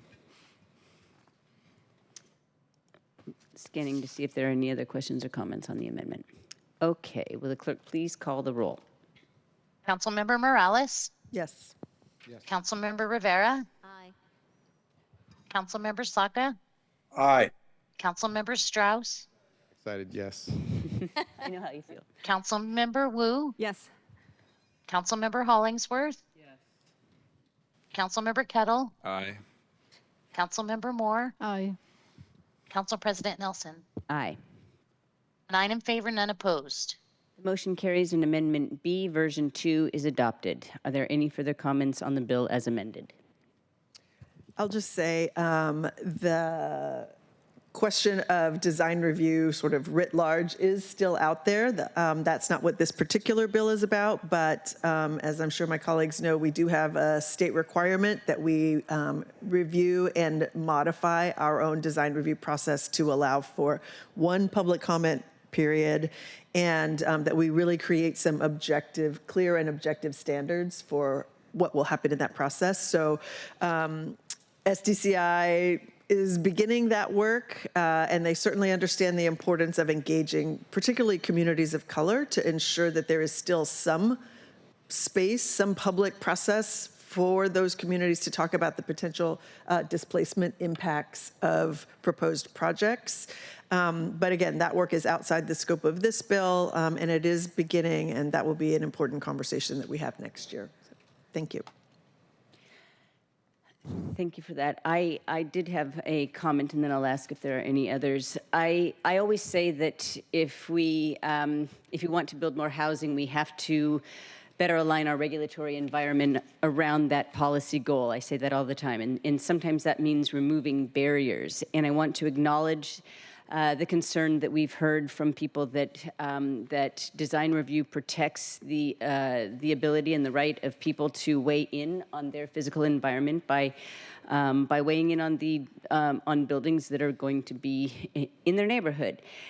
And I also recognize that we definitely need more housing, especially downtown. And we have waived design review or eliminated design review for affordable housing citywide. We've made different decisions, and we've also, I believe, we've made exceptions in other neighborhoods for different reasons. And I'm lost on my notes on this one. But the point is that the report that accompanied the slide that this is in part responsive to does note that Design review tends to add time, which adds cost. And I am mostly motivated by the need to lower housing costs for our low-income renters, and also for our builders of affordable housing everywhere, recognizing that they already have that ability. But we do have private developers of housing that is below market rate. And so that is what is motivating my support primarily for this legislation. Do you have, okay, go ahead. Yeah, thank you. Thank you, Council President. So I am going to be voting against this amendment, and it's, just to be clear, not because I don't support additional housing, clearly recognize the need for additional housing throughout the city and the whole spectrum of housing. But I have a number of problems with this particular bill. For one, I feel that we're taking a hodgepodge approach. We're basically getting rid of design review, one little piece at a time, and we don't have any replacement. We've gotten rid of it for affordable housing, which I think is appropriate, although, and this goes to the need for Councilmember Rivera's bill, we have no idea how well that's actually worked in terms of removing the barriers and generating affordable housing. We just got rid of it for conversions downtown. To commercial conversions downtown. So I would rather us take a uniform approach, actually have a discussion about what design review looks like. We've got the state law coming next June. To me, there's no particular rush to implement this particular major, this significant portion of Seattle that's going to be losing the design review. What is the compelling need? As the central staff memo noted, this proposal is intended to help promote more housing and jobs to be produced at lower permit costs and shorter time and permit review. But greater downtown, the general planning geography subject to the proposal, is not capacity constrained. This is not going to result in additional affordable housing. And I think for that reason, it's highly problematic. And I think that we would be better off waiting until June and having a thoughtful discussion about how we implement what I think is the appropriate response set forth in the state legislation, rather than basically making these special carve-outs for high-end development. So for those reasons, I am, and also the other concern, serious concern I have, is that this gives a disproportionate level of discretion to SDCI. And I am not comfortable with giving up our role about setting zoning regulations and boundaries and rules to a unelected, unaccountable executive department, which, although it has very good people in it, has shown itself through the auditor's report to be facing some serious internal challenges, ethical challenges. And it's also shown itself to have struggles in terms of the tree ordinance implementation. So I think granting that level of discretion when there's no compelling need for it is worrisome. And that's another major reason that I will not be voting for this. Thank you very much. If I may, I remembered one thing, and I remember this conversation that I had with you, and I am the providing a full discretion to a non-elected director of SDCI does give me pause. So I do recognize that that point is valid.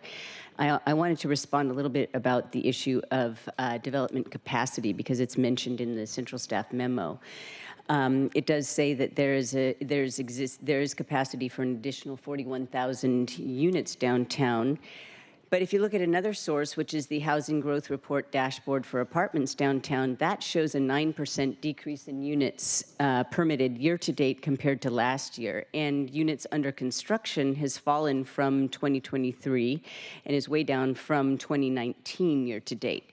And so it really depends on what you're looking at. And if those are some of the, I'm looking at what's happening right now, and if and this dashboard doesn't go into all the reasons why, and it also no longer shows applications or permit applications than it used to. But the point is that I don't like that trend line, and so that is also why I would be supporting this.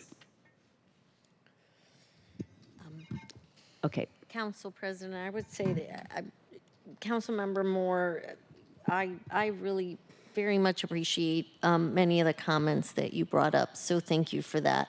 I will say that I'm compelled to vote for this because I know and I have seen, and you know, I've been at the city for a while, just the impacts that we're seeing downtown post-COVID. And I very much am interested in all efforts that revitalize downtown.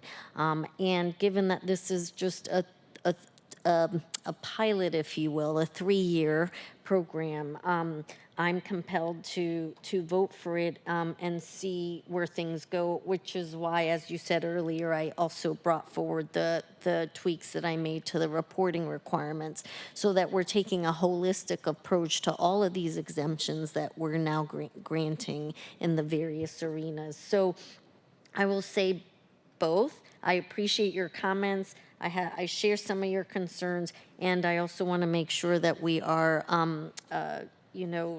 promoting development downtown and trying to revitalize where we can in this very short window of 3 years. And, you know, I very much am looking forward to the reporting on all of this as we are taking as we're making more changes, which I suspect we will in the future as regards design review. So thank you for your thoughtful comments. Okay, seeing no further comments, will the clerk please call the roll on the bill? On the bill as amended.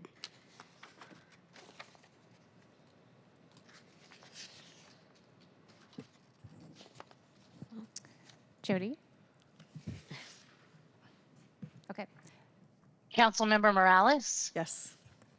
Councilmember Rivera? Aye. Councilmember Saka? Aye. Councilmember Strauss? Yes. Councilmember Wu? Yes. Councilmember Hollingsworth? Yes. Councilmember Kettle? Councilmember Moore? No. Council President Nelson? Aye. 8 in favor, 1 opposed. The bill passes as amended and the chair will sign it. Will the clerk please affix my signature to the legislation on my behalf? And will the clerk also please read item 11 into the record? Agenda item, the report of the Transportation Committee, agenda item number 11, Council Bill 120-857 related to city streets, changing the name of a designated portion of 2nd Avenue North, generally located between Lenny Wilkins Way and Denny Way, to Sue Bird Court North, superseding the relevant portions of Ordinance 4044. The committee recommends the bill pass. Thank you. Councilmember Saka, as chair of the committee, you're recognized to provide the committee report. Thank you, Madam Council President. Colleagues, today I'm asking for a yes vote on this legislation. Sue Bird, as we know, is the crucial part of our community and the greatest women's basketball player of all time on the court, but her achievements on and off the court are notable as well and impactful to our community as well. So earlier this summer, we also know that Sue Bird was awarded with the temporary honorary street naming. What this legislation does is it would take a part of the 2nd Avenue near Climate Pledge Arena and make that name a permanent change to be called Sue Bird Court North. So given this is a legal street name ordinance as opposed to a resolution and an honorary street name, I'm also pleased with SDOT's outreach for those impacted, the small number of people impacted in the area by any change of address. So for those reasons and so many more to honor the GOAT of GOATs, colleagues, I ask and encourage a yes vote. Thank you. Are there any comments or questions? Go ahead, Councilmember Kettle. Thank you, Council President. Thank you, Chair Saka, for bringing this forward. First, I want to say good luck to the Storm tonight, playing 6:30 Game 2 against the Aces, first and foremost. But congratulations to Sue Bird on this recognition. Represents, in a fantastic career, as Chair Saka said, a GOAT. And so really support this, and it's a great, balance and brings extra to our neighborhood and around the arena. And so thank you for bringing this forward. Councilmember Saka, thank you for presenting it so poignantly, because this is a very significant street renaming, and I appreciate your leadership in this, and congratulations, Sue Bird. You'll be a part of our cityscape forevermore. Anything else, anybody? Okay, will the clerk please call the roll? Councilmember Morales? Yes. Councilmember Rivera? Aye. Councilmember Saka? Aye. Councilmember Strauss? Yes. Councilmember Wu? Yes. Councilmember Hollingsworth? Yes. Councilmember Kettle? Aye. Councilmember Moore? Aye. Council President Nelson? Aye. 9 in favor, none opposed. The bill passes and the chair will sign it. Will the clerk please affix my signature to the legislation on my behalf? Will the clerk please read item 12 into the record? Agenda item 12, clerk file 314497, petition of BRE-BMR LLC for the vacation of the alley in the lots 7 through 12, inclusive block 67, DT Denny's Park Addition, 2 North Seattle. The committee recommends that the clerk file be granted as conditioned. Thank you very much. Councilmember Saka, as chair of the committee, please provide the committee report. Thank you, Madam Council President and colleagues. I really wish this was equally as riveting and exciting as our last transportation-related item, honoring Sue Bird, but it's very important as well. So colleagues, I'm encouraging a yes vote on this alley vacation today. Biomed Realty petitioned the council for a vacation of the alley on the block between John Street, Thomas Street, Taylor Avenue North, and 6th Avenue North. The vacation will facilitate the development of 2 biomedical research buildings with shared underground parking and loading. The petitioners will provide $2.4 million to SDOT for street improvements along Thomas Street and will provide enhanced streetscapes around their project. So in the form of extra trees, benches for the public, wider sidewalks. So I think on balance, the package of public benefit improvements that were agreed to are really good and strong in this package here. SDOT, the Seattle Design Commission, and the Seattle, or in our Transportation Committee, recommend conditional approval as a result. So conditions are, again, standard requirements of street vacations and would require the development of the project as proposed, implementation of the public benefits, some of which I described earlier, and long-term maintenance of public spaces on the block. Really exciting stuff, colleagues. I welcome any questions or comments, but in the absence of such, I do also welcome your vote. Thank you. Yes. Thank you very much. Questions or comments? Council President, thank you. This is exciting for 3 reasons. Number one, and I don't think this is really understood throughout the city, how we are growing in the life sciences world. And East Lake and South Lake are really the center for us here in Seattle for this life sciences. And this is bringing a different type of tech to our city. It's diversifying our tech world, and we're really catching up to Boston and San Diego. And I really love the fact that we have this coming out here, and also what's being built in our city, and particularly, again, in East Lake and South Lake. Second, this is an alley vacation, which ties in what we just talked about, design review. When I saw this, the first thing I saw was, okay, how are they going to do logistics, loading docks? And they had a good plan, and they mitigated impacts on Thomas Street, bringing all the logistical support, the movement of goods and services on the other side of the building. So that's number 2. Number 3, it helps in this connection between Seattle Center and Denny Park and that South Lake Union neighborhoods that was once kind of cut with State Route 99. And so this project, bringing the greenery, bringing that kind of park-like sense along Thomas Street, connecting Seattle Center to Denny Park and points east is another exciting point about this that I just wanted to highlight, because it can get kind of lost in a kind of boring technical kind of agenda item, but it does have those 3 great features to it, and I just wanted to highlight those 3. Thank you. Thank you for that summary. Thank you very much. Okay, seeing no questions or comments, will the clerk please call the roll on granting as conditioned the clerk file? Councilmember Morales? Yes. Councilmember Rivera? Aye. Councilmember Saka? Aye. Councilmember Strauss? Yes. Councilmember Wu? Yes. Councilmember Hollingsworth? Yes. Councilmember Kettle? Aye. Councilmember Moore? Aye. Council President Nelson? Aye. 9 in favor, none opposed. The clerk file is granted as conditioned, and the chair will sign the council conditions. Will the clerk please affix my signature to the council conditions on my behalf? All right, this is our last item on the agenda. Will the clerk please read item 13 into the record? Agenda item 13, Resolution 32145 relating to transportation infrastructure improvements and maintenance. Responding to Resolution 32137 regarding the establishment and recommendations of a transportation funding task force to develop policy and funding recommendations for long-term transportation infrastructure needs with specific focus on building out Seattle's sidewalk network, improving existing sidewalks, improving pavement conditions, and replacing or rehabilitating aging bridges. The committee recommends the resolution be adopted as amended. Thank you very much. As committee chair, Councilmember Saka, please explain what this is before us right now. Thank you, Madam Council President. So today, first off, I am encouraging a vote on adoption of this resolution. Similar to the other items, sailed through and received unanimous support at the committee level. So what this does is essentially this.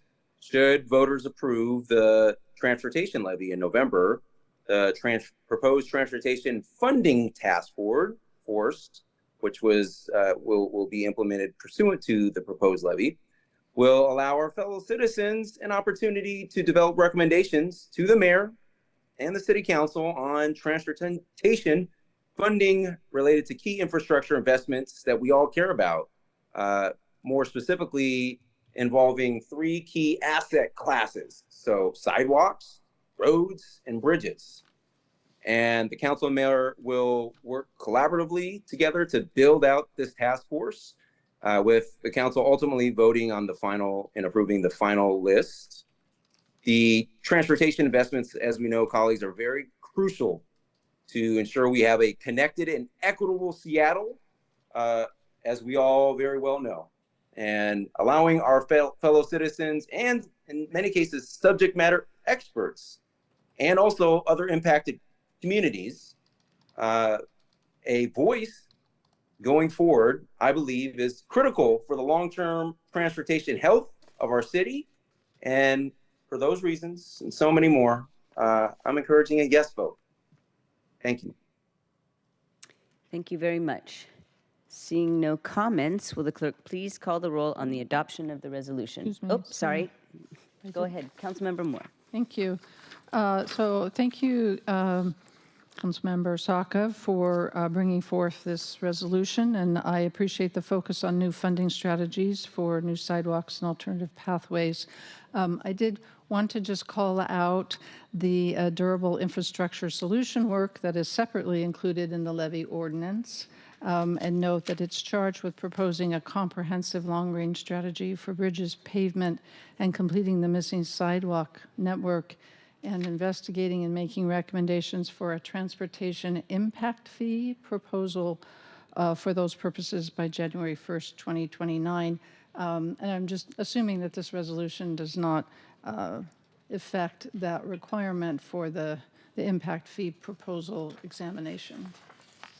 Yeah, great question. Thank you, Councilmember Moore. So no, this it does not impact that.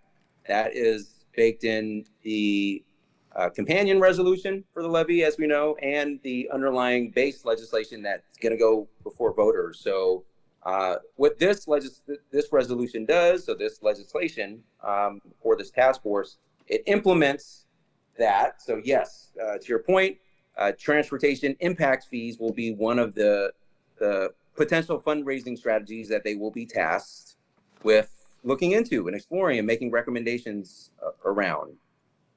Great. Thank you for that clarification. Thank you. Anyone else? Okay. Will the clerk please call the roll on the adoption of the resolution? Councilmember Morales? Yes. Councilmember Rivera? Aye. Councilmember Saka, Aye. Councilmember Strauss, Yes. Councilmember Wu, Yes. Councilmember Hollingsworth, Yes. Councilmember Kettle, Councilmember Moore, Aye. Council President Nelson. Aye. 9 in favor, none opposed. The resolution is adopted and the chair will sign it. Will the clerk please affix my signature to the legislation on my behalf? All right, there were no items removed from the consent calendar. There is not a resolution for introduction and adoption today. Is there any further business to come before the council? All right, I'm not seeing any. We've reached the end of today's agenda. I will reiterate what I said yesterday in council briefings that now that we're in the budget season officially, committee meetings will not be occurring until after we're done with budget. And I note that our October 1st City Council meeting will be canceled due to the budget deliberations. Our next regularly scheduled City Council meeting will be held on October 8th at 2 p.m. All right, hearing no further business, we are adjourned. Thank you.